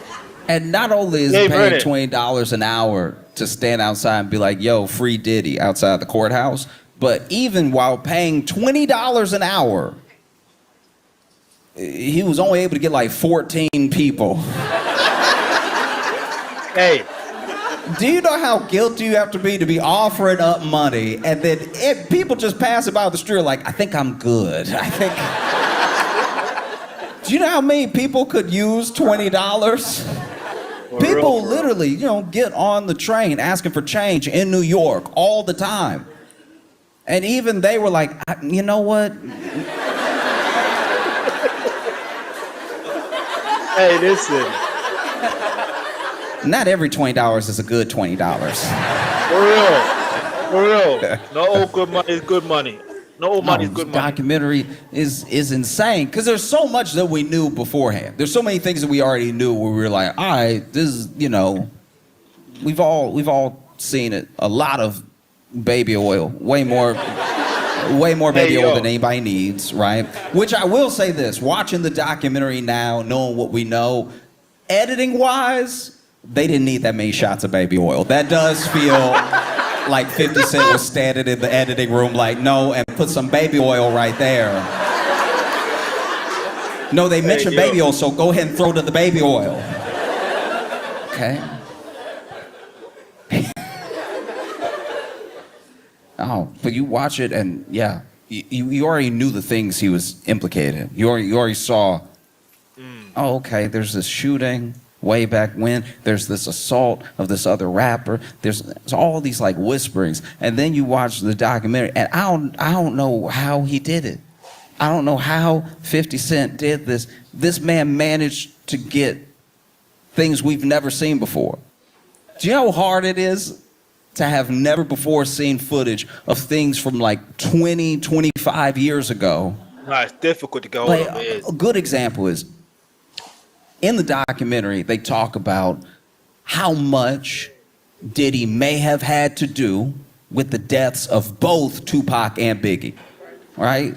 Mm-hmm. Which is also insane that someone who can't rap at all hey, for real, may have deprived us of two of the greats. That's crazy. It's so disgusting. It would clapping that. No one was clapping. It would be like if Trump shot two of the presidents that were on Mount Rushmore. Like, it's... Hey, yo.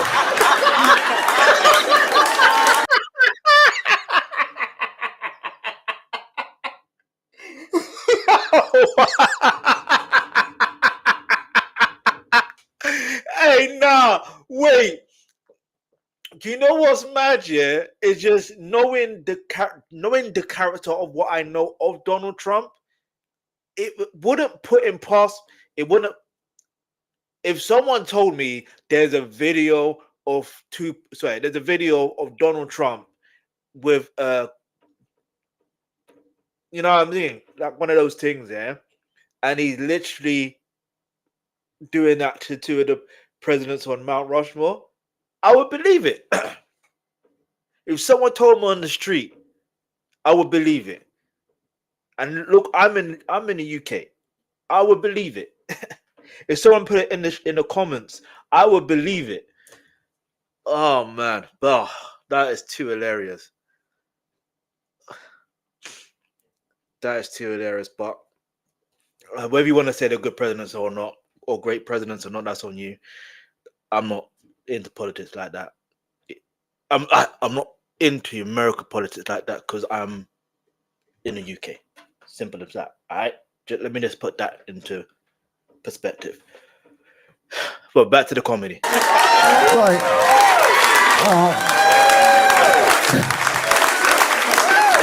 and then years later, we're just sitting here like, not Lincoln. How you gonna do that, George Washington? No, it's wild. And so in the documentary, there's like footage, never before seen footage of moments leading up to the deaths of both Biggie and Tupac.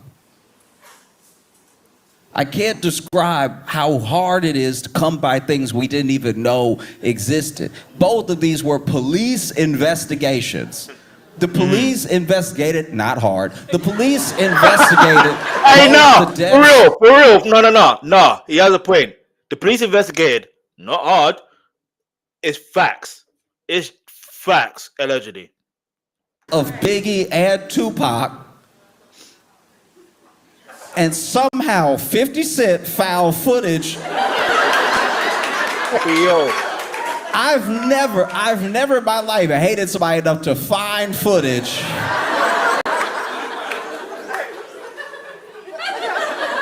For real.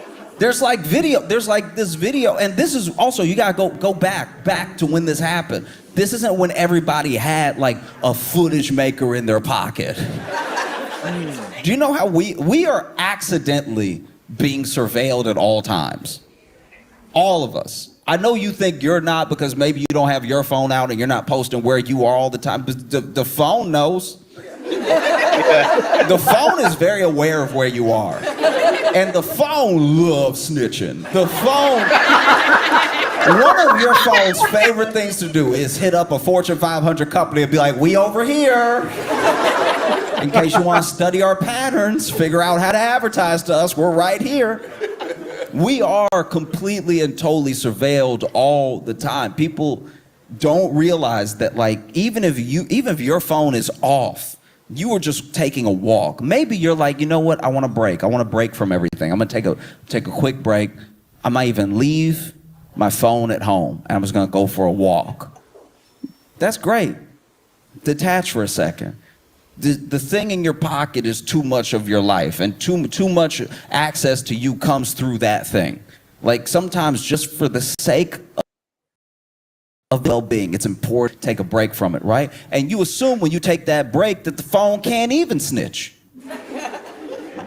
Meanwhile, you're taking a break, walking through your neighborhood, getting caught on every Ring camera.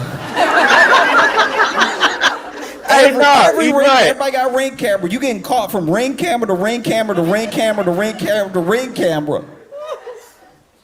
And even when they try to ping your phone, the phone like, he not here. Like the phone loves snitching on you. Hey, yo. The idea that like any crime goes unsolved is wild to me. The way we are surveilled now, I'm like, how'd you not catch them? I know where they are right now. For real. It's crazy. So you go back a little bit. Go back to before it was so easy to keep track of everyone. Because even when people text you, they expect an answer from you. They have your number. They know it went to your phone. It said delivered on their end. Right? Yeah. And unless you fixed it on your phone snitched on you to them. It said red to them. It said red. It said he saw it, he just don't want to answer. It said it. It told you. It told you immediately, right? And so even when you text someone, we expect immediate answers. We expect a sort of immediacy from everyone. And if you're not getting it, then it must mean something, right? Let's go back to a simpler time. Go back to the 90s when, you could just move about the world. I'm surprised people in the 90s, like, I'm a 90s baby, but I was a baby. I was a child. I didn't have the chance to take the opportunities allowed. But how did everybody that was an adult in the 90s not serial kill? It seemed like it was right there. Anytime somebody older than me hates somebody else older than me, I'm like, you could have been dealt with that. That seemed like... All right, you don't want to solve a problem, that's on you. But like, I'm just saying, it's crazy to look back. Even like CCTV footage from like 1990, it is indistinguishable from a game of Pong. Like it's so unclear what is happening in the thing. I can't believe anyone. Hey, yo, the quality of the cameras back then, though, for real, like CCTV footage. Oh, man. Oh, hey, Joss is too hilarious, man. Let's keep it moving. Let's go. No one ever went to jail off of the original CCTV footage. It's so hard to tell what is happening. I can't tell if that's somebody beating somebody up on a street corner or if that is the Sasquatch. It could be either one of them. Black and white, barely imaging, got pixels everywhere, just moving. And it's like, as you can see right here, no, I can't see that. I can't see that at all. Even when I watch old episodes of Law and Order, hey, yo, and then they play the footage, that's how you know it was bad. I'm watching on TV, them pretend to be lawyers on TV. And they're still like, as you can see right here, and even sitting at home, I'm like, there's no way anybody can see anything. Like, is this where I'm supposed to suspend my disbelief and be like, it's a TV show, I can see it. Like, go back to a simpler time, right? Go back to a time where if you wanted there to be footage of something, you had to go out of your way. Truly out of your way. You accidentally make footage now. People don't realize that, but like even some of the things that get people caught when they do a crime weren't even them being stupid. But some people are very dumb. Some people are incredibly dumb. And they're like, look at me doing a crime. That is happening. And that's happening a lot. We got to get the youngins to stop doing the crime in front of their phone and then posting it. Doing the crime at all is bad. We should start there. But also, doing the crime and recording it is insane. Doing the crime, recording it, and posting it yourself. We have got to, the snitch is in the house. Like, the snitch is, the snitch is you. The snitch is in the mirror. There's no one got to tell on you anymore. You post it. Look at me doing the crime. And what time is it? Let me take a screenshot of myself holding today's. Let me take a screenshot of myself holding up another phone with today's most viral TikTok so that everybody can know for certain that it was me and I did it and I'm proud of it. And then when I show up in court, I'll be like, who? No, truly, let's go back. Let's go back. Let's go back to the 90s when you could just go for a walk, having, I don't know, killed somebody and then... Hey, yo. I don't even, like, truly, I don't know how, up until recently, up until, like, the true sort of overwatching surveillance police state that we don't really sit aware that we live in. Like, until then, I'm blown away that a cop ever solved a crime. That's true detective work. If you go back to the 90s and you're like, there's footprints, these footprints, let's check the footprints against the shoes that have been made in the last 10 years. Like, all that stuff is like real detective work. And when they caught someone, I think I would have been like, wow. How? This is crazy. Police now, they're just like, that looks like him in the video he made. I'm just saying, he said his whole name, so it might be him. Hey. You know, like him and this dude, they had beef, so then he beat him up on camera, recorded himself beating him up because he thought it would look cool, and then held up his own driver's license, and then posted it to Instagram. It just seems like an open and shut case. Police work back in the day seemed like real work, I guess. Like, that's how'd you catch anybody? They weren't here for it.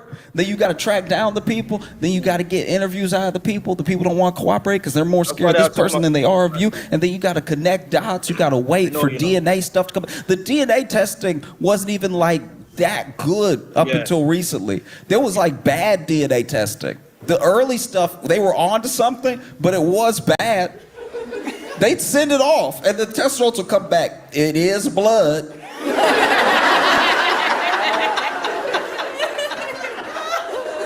You haven't helped me at all. Whose blood is it?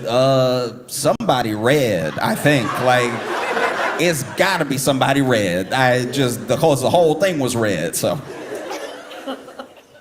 And now you can enhance images. Even if you got a grainy image, you can zoom in and enhance it. And you can't necessarily enhance and upscale it the way that they did on TV, but a lot of science follows a lot of like entertainment. True. Like it's funny how that does keep happening, where there will be an idea, you'll see it on TV. It doesn't really exist that way, but then it almost becomes the design for the thing that will exist one day because it fits into the imagination so well. They're like, oh yeah, why don't we just have facial recognition that cross-references all the other faces we have in the database, and then you just run it and it goes face. That's him. That's him. Wouldn't that be better? You know? But instead, you're talking about the 90s. You're talking about a time where you could just go for a nice long stroll, not be on camera anywhere potentially, depending on where you were.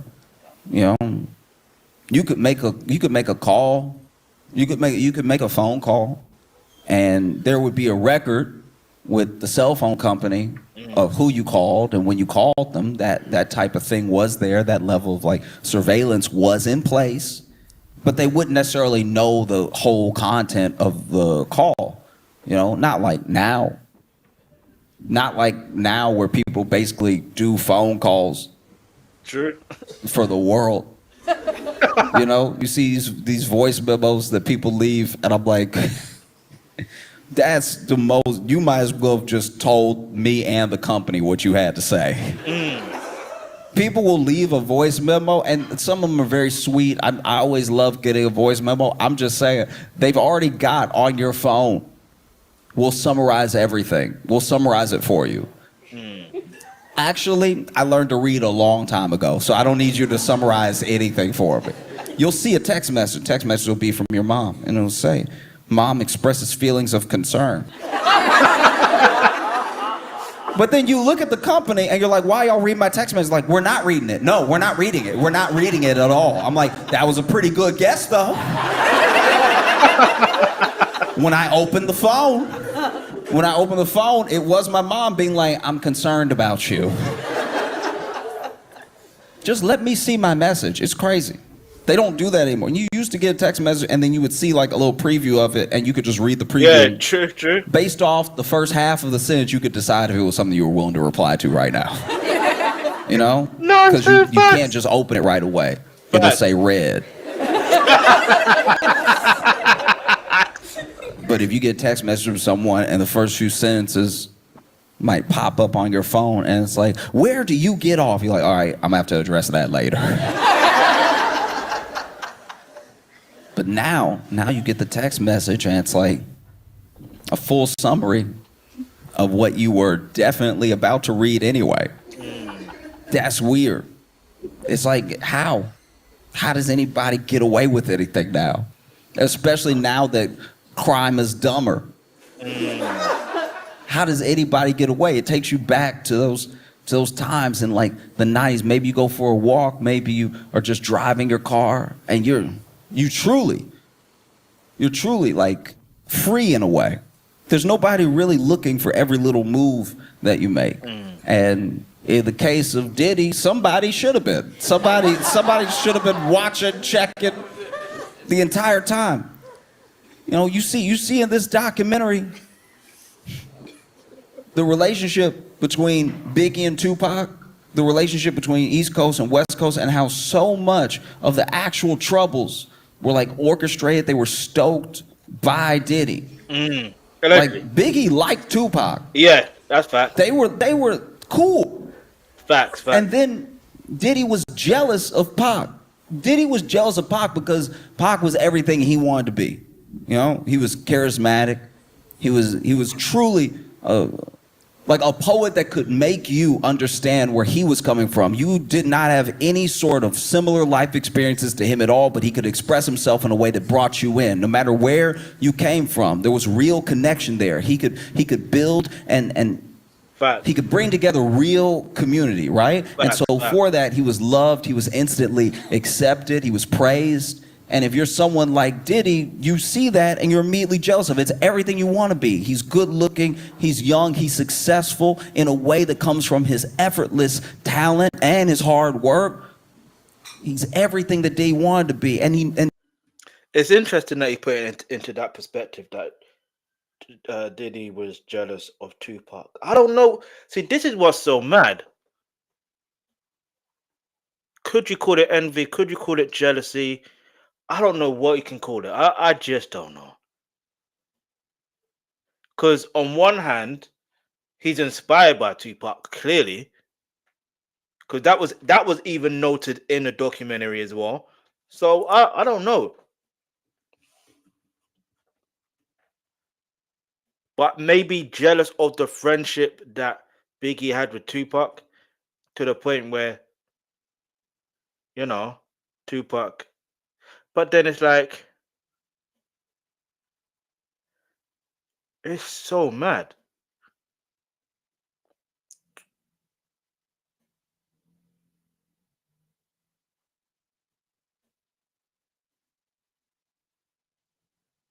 Because aside from that, it's there's something that's not adding up to me. Not to say that Diddy's not allegedly involved. It's just that situation in Quad Studios. That's the one thing that I'm like, yo, okay, you got robbed, you got shot at, but then what happened? What else? Who else was involved? Anyway, let's go. that Diddy knows he isn't or wasn't. You know, Tupac was a rapper. Do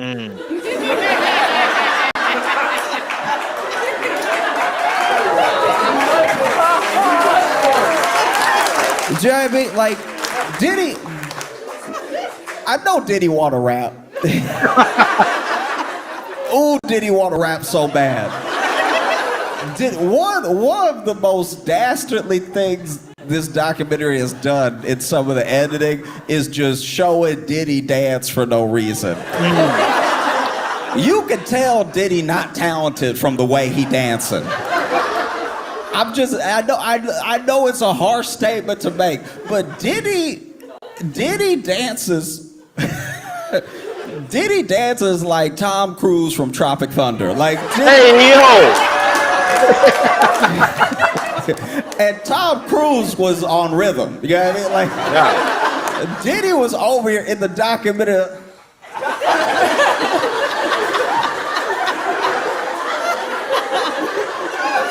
Like he was trying to land a plane. Hey, yo. I was sitting there like, what am I watching? I'm just saying, you go back to that time, right? Go back to the time in the 90s when your phone was just a phone. Like the cell phone was only a phone.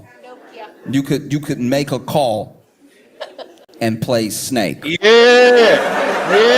We know about playing. Maybe Centipede if you were fancy, but like that's all it was. It had that stick that came out at the antenna that shot out of it that for some reason wasn't out all the time. Why would you not pull it out all the time? If you want to have a good call, why do you need to pull it out? Shouldn't it just come out every single time? And then you would drop it. You drop your phone and it was not a big deal. Look at people that drop their phone now. Yeah. This is how you can tell we're all addicted to our phone. Watching someone drop their phone is like watching somebody drop crack down a drain. They're like, oh!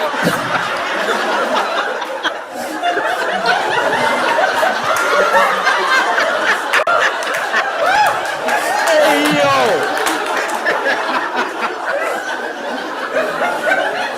Oh, man.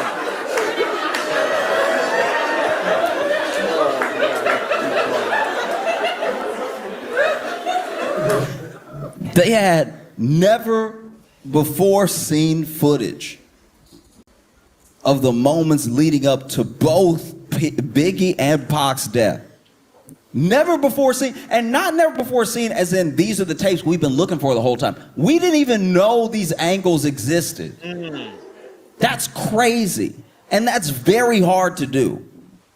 Like you see tragedies happen now, and because of social and because of search, people can pull for all the different angles, all the different sides to anything that has happened since everyone started carrying a cell phone, right? But this thing is crazy. You see them walking. You see Tupac walking all the way up until a fight that he got in, and then later, you see through footage things that people have not seen before, leading up to his death. Same thing with Biggie. There was this moment in the documentary where there's somebody sitting in their own car, right, with a camcorder, which is weird.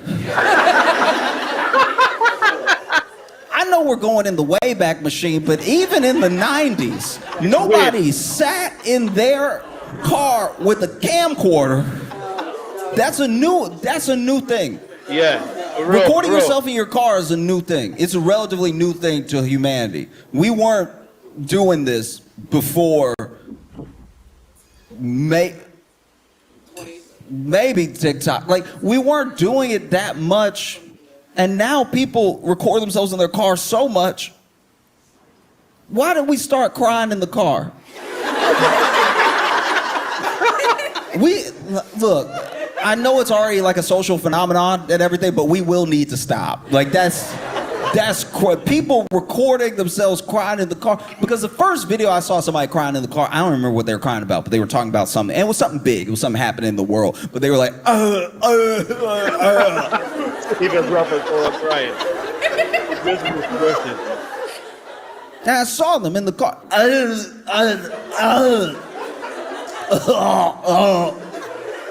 He sounded Rocky Balboa. Adrian. And they were talking, they were like, it's so unfair, it's life, you know, it just comes at you, it's horrible, what are you supposed to do? And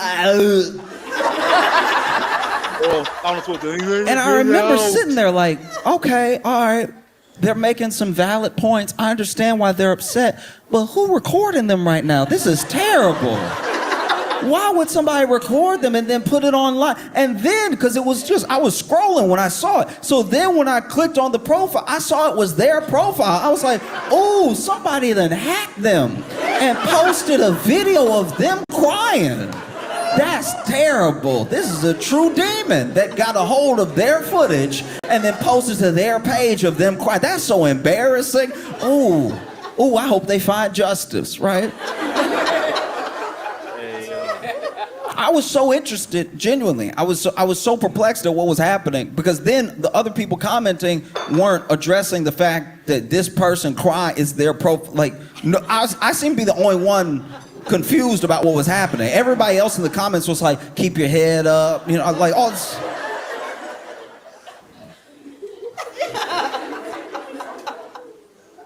And so, look, I was curious about how this was going to develop, because I've been, you know, witness to many of my friends that have been like hacked, especially when Facebook was like young, and then somebody would get on your Facebook, they type out a bunch of things on your timeline, just like dumb stuff, and then, you know, you would get them locked out, you get back on and everything.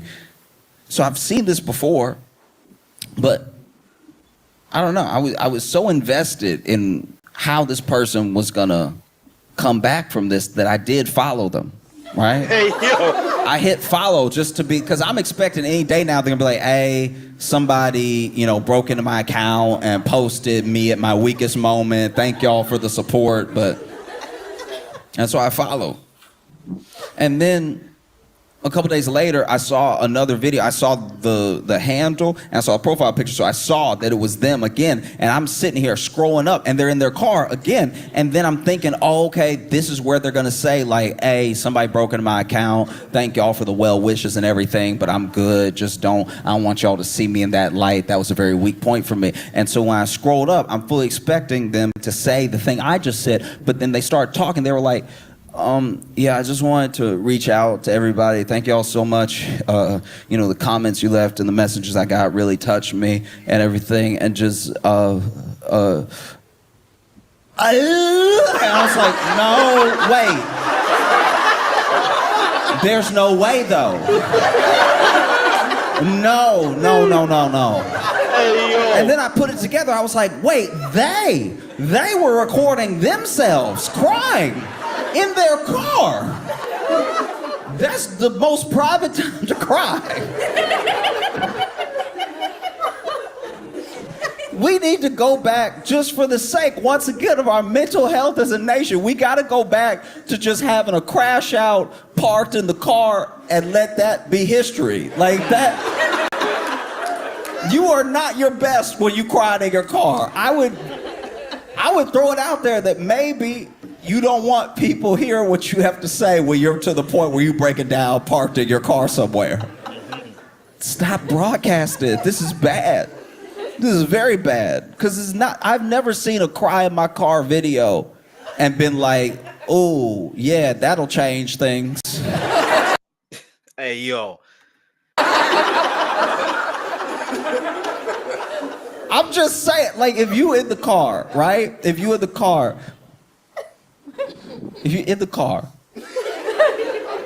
and you are upset, it's understandable. This life is hard, and sometimes people feel like they got to walk it all by themselves. They don't know the support they have. They don't know the people that they have in their life. And in those moments, there's an opportunity. You could use that time to reach out to someone and tell them that you need help. You can reach out to someone, and even if I'll even pitch this, if you're very bad at asking for help, right? Try to help someone else. Because the same bond that leads you to help someone else will then have them looking out for you whenever things are down for you, right? You have this thing in your phone. You have this thing. It's incredibly powerful, right? It tells everybody where you are. Government, friends, everybody. Everybody know where you are. Everybody knows where you are. Everybody knows. People you don't know where you are. People you've never met. No. For real, because for him to even mention that, think about when Elon Musk basically revealed the locations of where people are. He's letting you know this person ain't from the United States, they're from this country. Certain accounts, even when I see certain accounts, one tried to instigate into a useless debate or whatever. And then when I saw where they were from, I was like, okay, that's what you're trying to do. I screenshot their location, put it in the comments underneath the top of the thing. I said, and I asked them a particular question. Oh no, I didn't do that. I asked them a particular question. I didn't screenshot it. There was another time I screenshotted it, and I said exactly what it is. I said these certain people try to use survive tactics to make money. Where you are right now, they know you're here. Like, people know where you are because it's in your phone, but you also know where other people are. You can reach out to people. You need help. This could be a way that you get the help that you need. It could be. Or you could buy one of those little dashboard stands. And then record yourself crying, basically. You know, and it's got that little knuckle on it that you put the thing on from the back of your phone, and you.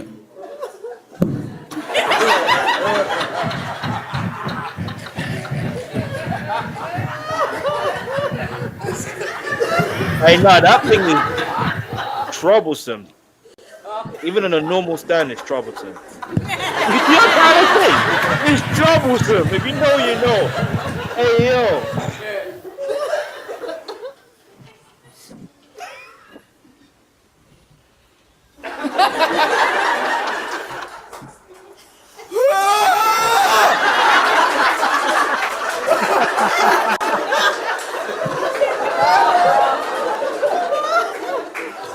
Or you could do that. You could do that. That's an option. It's possible you could give that a shot as well. Because I do think, here's the thing I'll throw out there. I do think that crying in the phone, like crying in the car on the phone, I think that genuinely came from a fundamental epidemic of loneliness. True. Do you know what I mean? Like that thing is not something that's born out of having a wealth of people to talk to. True. You know, it comes from being in a place where, sure, everyone will like shirk it off. They're just looking for attention, whatever. But I think it goes deeper than that. And I think it's people like literally, genuinely crying out for someone to hear what they have to say, for someone to have their back, for someone to get them, right? And so they reach out to the whole of the internet, and then what they get back in return, sometimes it's a bunch of hate, sometimes it's a bunch of love, whatever it is. Sometimes it's just people, keep your head up, whatever. But I don't think it's a substitute for like genuine human connection, like having that person to sit in your car with you, to look at and go like that, like that's much better. That's just between the two of you. And instead of becoming your worst moment online, it becomes like an intimate moment you have with a friend who has your back, who you can cry to, right? I said all that to say somebody in the 90s was sitting in their car with a camcorder, like a nah, for real. like a camcorder, like a. Do you remember what this was? They were massive. It was this metal with lenses in it and buttons, way too many buttons. They had more buttons than what the camcorder could do. The camcorder is over here promising all that good stuff, and then you hit the button and it look exactly the same. It doesn't, nothing has changed at all. Sitting there with the camcorder.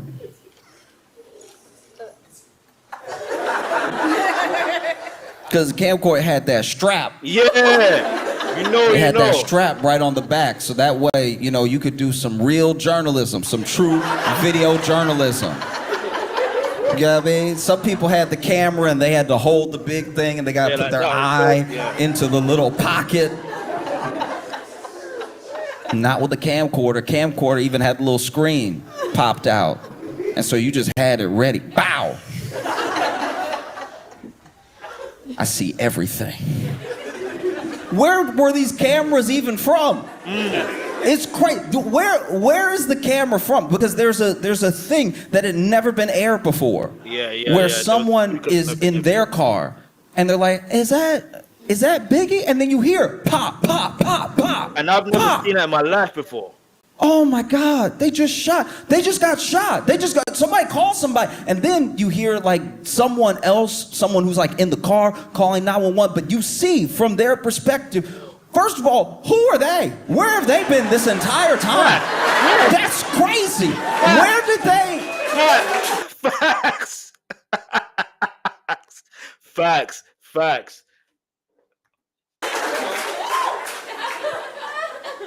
Maybe there is a chance that in all of this investigative, in the long time, apparently like a decade, that 50 Cent's been working on this documentary, that somebody somewhere was able to pay somebody for something that they had never given anybody before. And you know, there's also different reasons why you might hold on to something. Imagine you're there when something like this happens. You may not want to broadcast it to the world that you were right there on tape, because they didn't see a person, they just saw that these shots were happening, right? And so maybe you don't want to broadcast it because now you don't want to go to the police in a thing where they seem to have no leads and be like, oh, I have some extra information for you.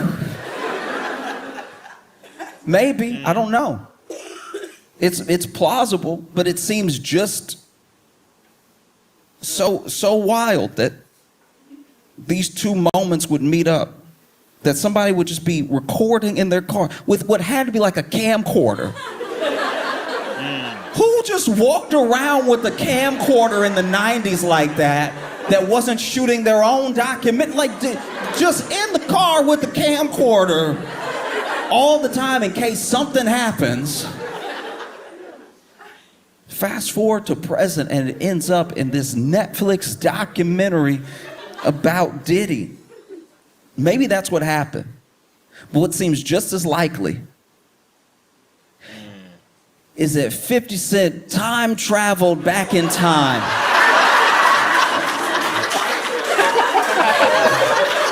with the camcorder, right? Because you don't want the resolution to be too clear.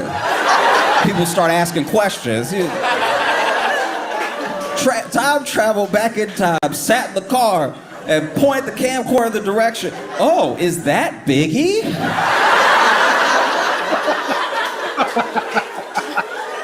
Hey, yo. Pop, pop, pop, pop, pop, pop. Oh no, someone shot Biggie. I'm gonna go back to the future. And there's so many. It's a documentary so full of detail. You almost have to rewatch it because then there are things that go over your head the first time where you don't even realize how evil the thing that Diddy was because so much information is flying at you. It's like information.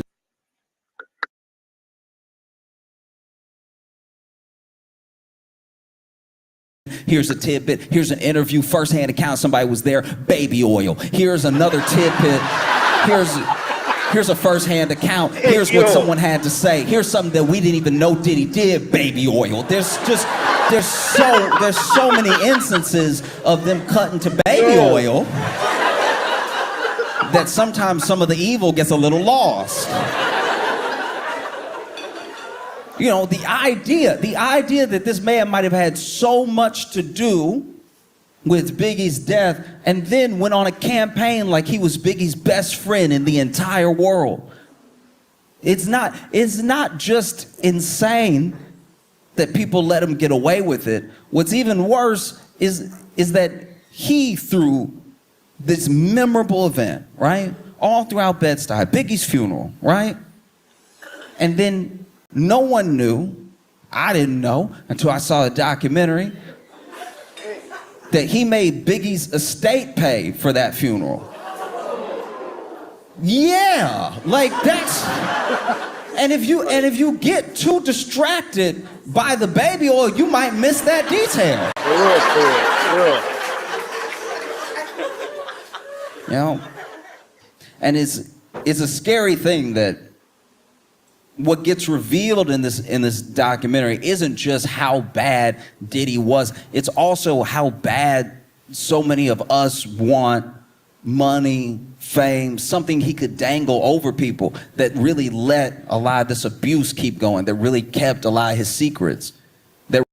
That part, because I was watching, remember I said I can't really react to anything from Revolt TV, ironically, Diddy owned that for a while until the situation. But anyway, Cameron, Talk with Flea, his podcast, I wanted to react to that because obviously Cameron, and if I don't know if Mace is going to be in an episode, but if he is or not, I don't know. But obviously they're from New York, so he's going to clearly talk about the situation, right? Plus, he's now friends with 50, which is so funny because these two are the most pettiest of ninjas of all time. Yeah, but anyway, that aside, I wanted to react to that, and basically, I was like, "Yo, I've lost trailer 4. Hang on, what was I saying? Let me rewind this and I see if I can remember what I was saying." I didn't know until I saw a documentary that he made Biggie's estate pay for that funeral. Yeah, like that's. And if you get too distracted by the baby oil, you might miss that detail. You know, and it's a scary thing that what gets revealed in this documentary isn't just how bad Diddy was, it's also how bad so many of us want money. Okay, fame. yeah, that's what I'm gonna say. Seeing as you mentioned that, because Cameron alluded to the whole Little Rod situation is like, what do you mean you woke up feeling sore? Wouldn't you want to get out of there as soon as possible? And then even I think Sen, like he was like forget the money, like it's not even about the money this time. I'm getting out of there. But then I realized, you know what? There's two things that could be true, right? Yeah, he was under the influence, right? And then two, you have to consider, was this before or was this after the situation that happened in the studio with Justin Combs and Diddy and the other guy allegedly that was, do you know what I mean? You got to put that into perspective. If it's before, then hey, yo, that's wild. Do you know what I mean? Do you something to say? If it's after, then it's more understandable. But if it's before, yo, that's wild. But anyway, let's go. That's why some people have to be careful when you're talking about other people that are, when you're talking about people and their situation, because you don't know how, you wouldn't know. It's easy to say, we're reacting this situation, I'll react in that situation. You don't know unless you're in that situation. It's as simple as that. Let's go. Something he could dangle over people that really let a lot of this abuse keep going, that really kept a lot of his secrets, that really kept people doing whatever it would take to be in the loop.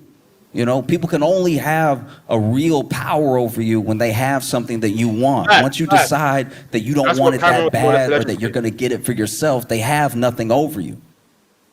You know, and there were people who tried to do that. And so then Diddy would, you know, come at them with violence. At least if I can make you fearful, if I can't make you want anything, if I can make you fearful, I can keep you in line.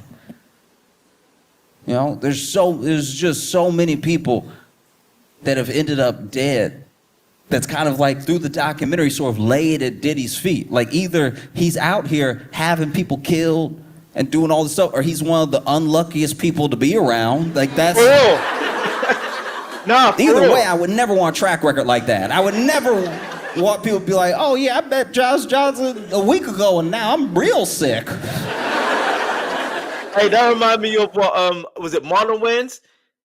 Yeah, it was Marlon Wayans, ironically enough. Like, and I say ironic because he's also defending Diddy, even though he's got a video saying he's not defending Diddy. Ninja, you're defending Diddy. But anyway, he also said he was talking to Biggie 20 minutes before he pied. Then it's the same thing in the situation with Tupac. Oh, he talked to Tupac an hour or 2 hours before. You know what I mean? It's like, you better stay away from me then. What are you talking about? You know what I mean? Let's go. One of the things that's so harrowing about the documentary to me is that you see how long Diddy got away with things that people are saying plainly that he just did. They're saying, no, this thing just happened, and then everyone was acting like it was normal, and everybody was acting like it was normal because apparently it was normal. It was normal for him to do all these things, whether he was beating up somebody, he was abusing somebody, he was stealing from somebody. All these things were like incredibly normal, and it's genuinely terrifying that something like that was able to become normal for a person. But it was able to become normal because there are enablers. There are in instances, is a hard judgment to pass, but there are certain instances where you see a shade of someone who is big and bad and powerful and using all that power for evil, and you see a shade of that in even some of the people around them that they might be mistreating. There were plenty of people that were like cool with all this mistreatment until it came around to them. Or they were cool with everything that Diddy was doing, as bad as it was. They could look the other way, they just wouldn't acknowledge it, but then they got fired. You know? And there is no Diddy without a bunch of little Diddies running around, wanting to be like him, wanting to emulate that sort of... Thank you, Josh. Thank you for saying this. Because it almost feels like, oh, Diddy is the bad guy. Yes, he is the bad guy, but there's so many other Diddy's, people that are similar to Diddy. His own damn sons. Do you know what I mean? Whether you want to say Justin is his biologically or not, he's just as bad. Christian Combs, as I call him, Peasant Combs, he's just as bad. Thing wanting to have power just so that they had choice what to do with it. Because one of the things that people with power like to do is they love to rob you of your choices. You know? There's always a choice to a degree. It may not be a choice that you like, but they love to rob the sort of feeling of freedom you have over your choices. You can make very hard choices.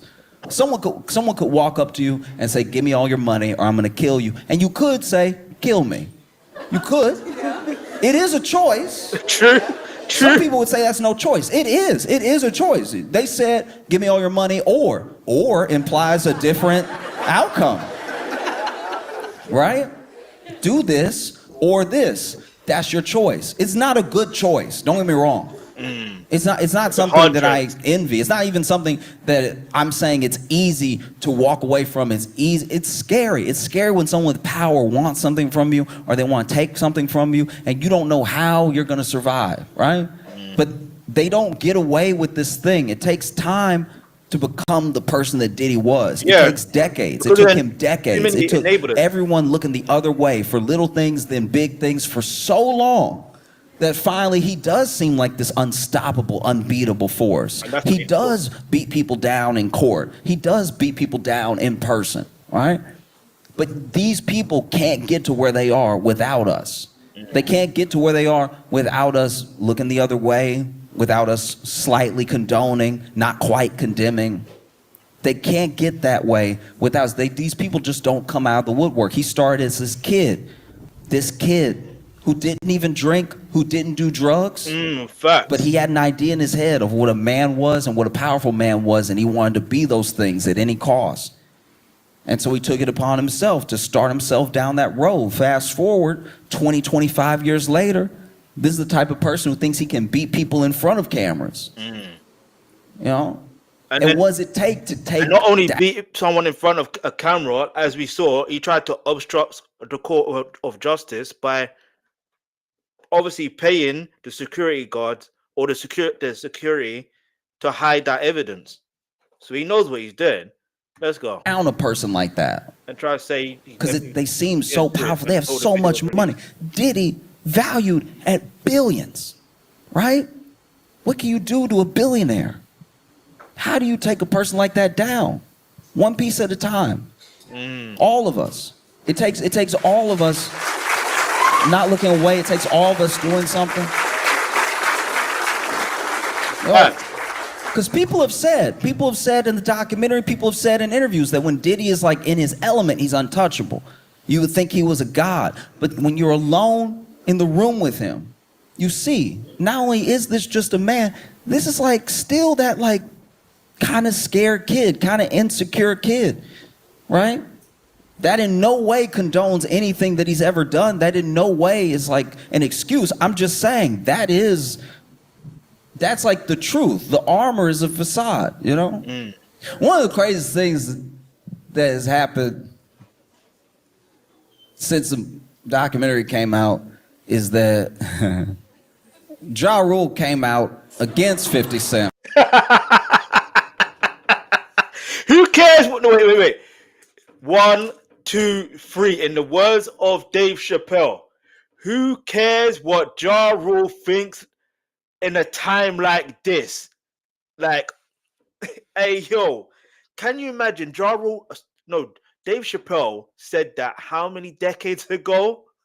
How many decades ago? How many years ago? And it's still relevant. You literally can't make it up. Seriously. Let's go. And called him a snitch for making the documentary, which is not a popular side to take. That is weird. It's a weird thing to say when no one was talking to you at all. That's not a smart career or business move. You saw someone who still hates you produce a documentary for Netflix about someone else they hated that is 4 episodes long. You saw that and you thought to yourself, I'll get involved. Are you out of your mind? Really? I was blown away. Called him a snitch and everything. Ja Rule, by the way, I looked up Ja Rule just to see what was up. Just, you know, I wonder what Ja Rule had been up to because it wasn't rapping, right? And most recently, the last time Ja Rule made headlines was because he got punched at a Brandy and Monica concert.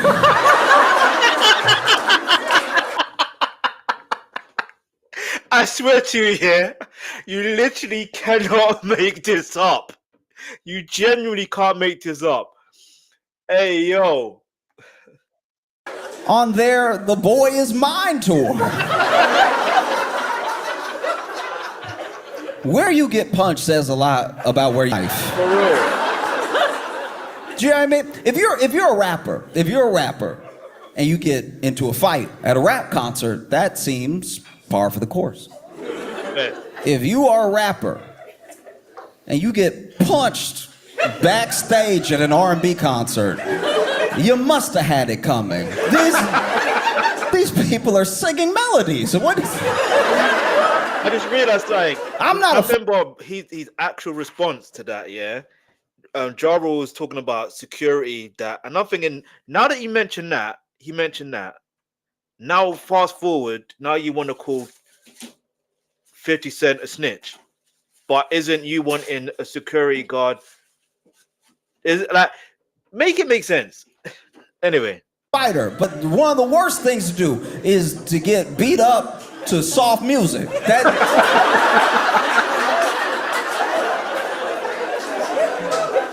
Hey, yo. Imagine now. Imagine I went to a gospel concert and got slapped. Hey, you know this is in a clip that's posted tonight. Like, well, he must have had it coming because they're here to worship. This is crazy. You got punched. And then he posted a video of himself, smiling at the camera, showing he didn't have like a mark on him or anything, which would be badass, except you got punched in the back of the head. Like, your face should be fine. If you have damage on your face or being punched in the back of your head, I'm very sorry to report you are dead, sir. That's what happens when you die. If you get hit in the back of the head and it affects the front.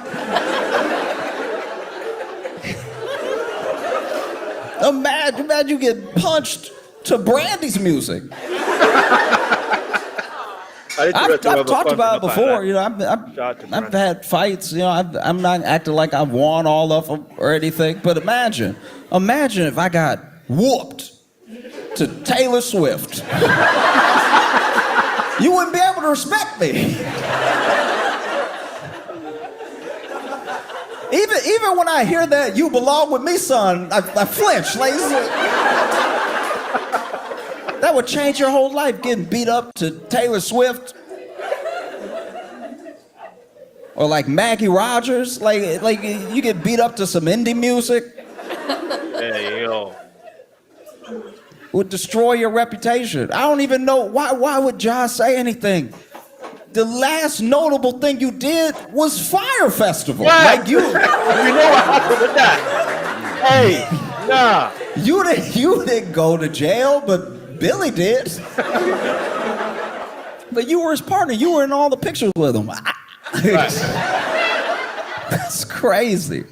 The only thing scarier than the documentary is that Diddy's gonna get out. Maybe he will, maybe he won't.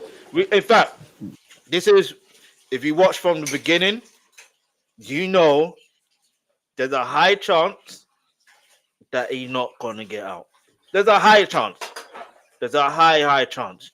If Chef Jordan was literally doing what she's doing, and New York, is it the SDNY, the Southern District of New York, if they have a hold of that, whatever is on that 160 hours footage, that 50 Cent and Alex Stapleton have, if that had to be subpoenaed by law, by the way, then Diddy's done. Do you know what I'm saying? Diddy's done. And if they can piece the, and no, then you got the Keefe D situation as well, where Diddy's name has been mentioned 77 times. I know what's her name said 200 times, but let's keep moving. Let's go. I'm terrified. I've been talking reckless. I really thought he was gonna go down. I was positive. I was positive. I was so sure justice was gonna prevail. You know what I mean? This is crazy. This is crazy. This is so insane. The American justice system had one job, right? One job. Finally, a black dude did everything. And somehow this is the one that slips through the cracks. No, wait. That's crazy.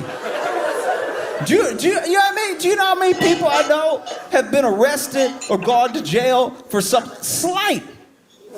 They barely had it. But then a jury was like, maybe they did it. Let's send them away. Diddy and OJ are the two people that I've seen where I'm like, guys, what? Now, wait, time out. I don't know about the OJ Simpson situation, so maybe I have to go through that and react to that another day for another topic, yeah? So, get me, I'm going to hold my thoughts in that. You know what I mean? That was a little bit before my time. But anyway, let's go. Let me know what? This is crazy. You watch this... It's insane. You watch this documentary and you're like, wow, this dude is a true demon. Like in every sense of the word. Like he's so evil.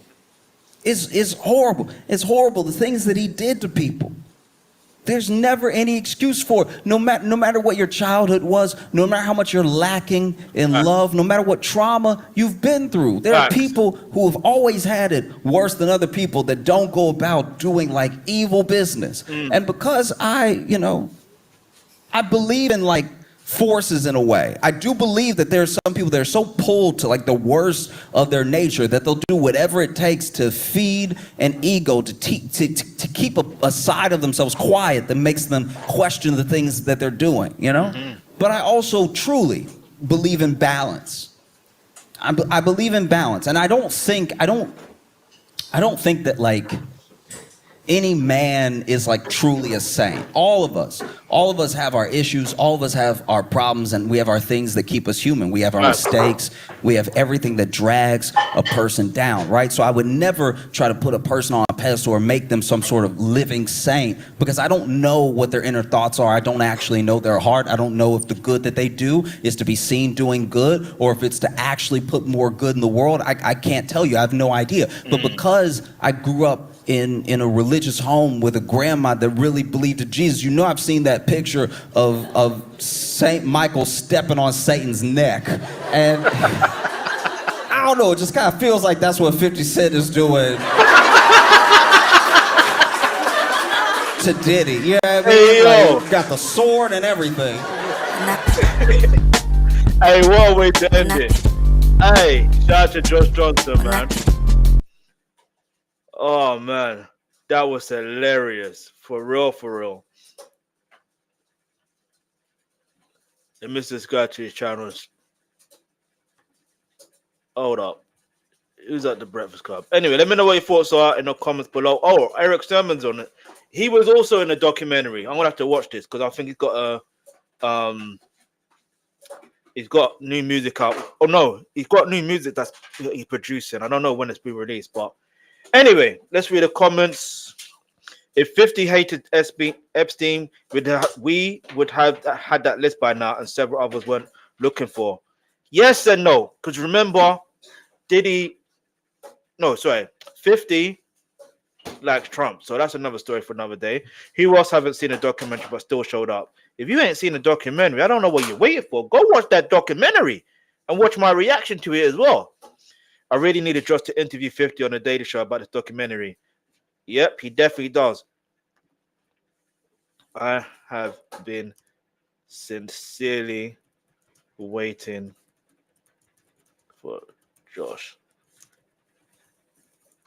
And he did not disappoint.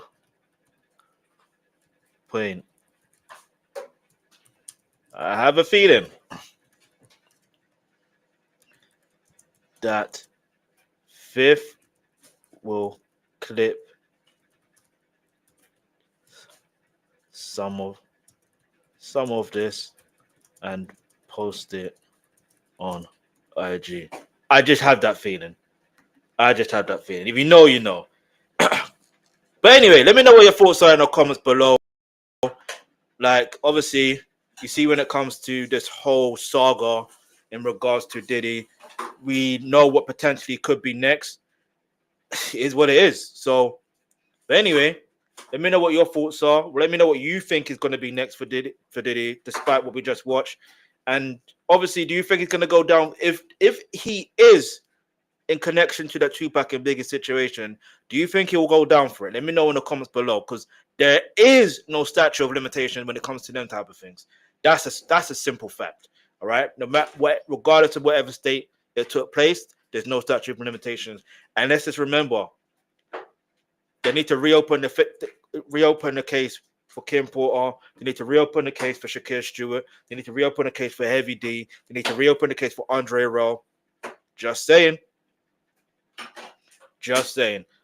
And I look like I am buffering, so it looks like it's time for me to now exit. And we'll come back another time. But yeah. In fact, I want to do something new. Give me a second, people. I want to do something new. All right. If I can actually find it.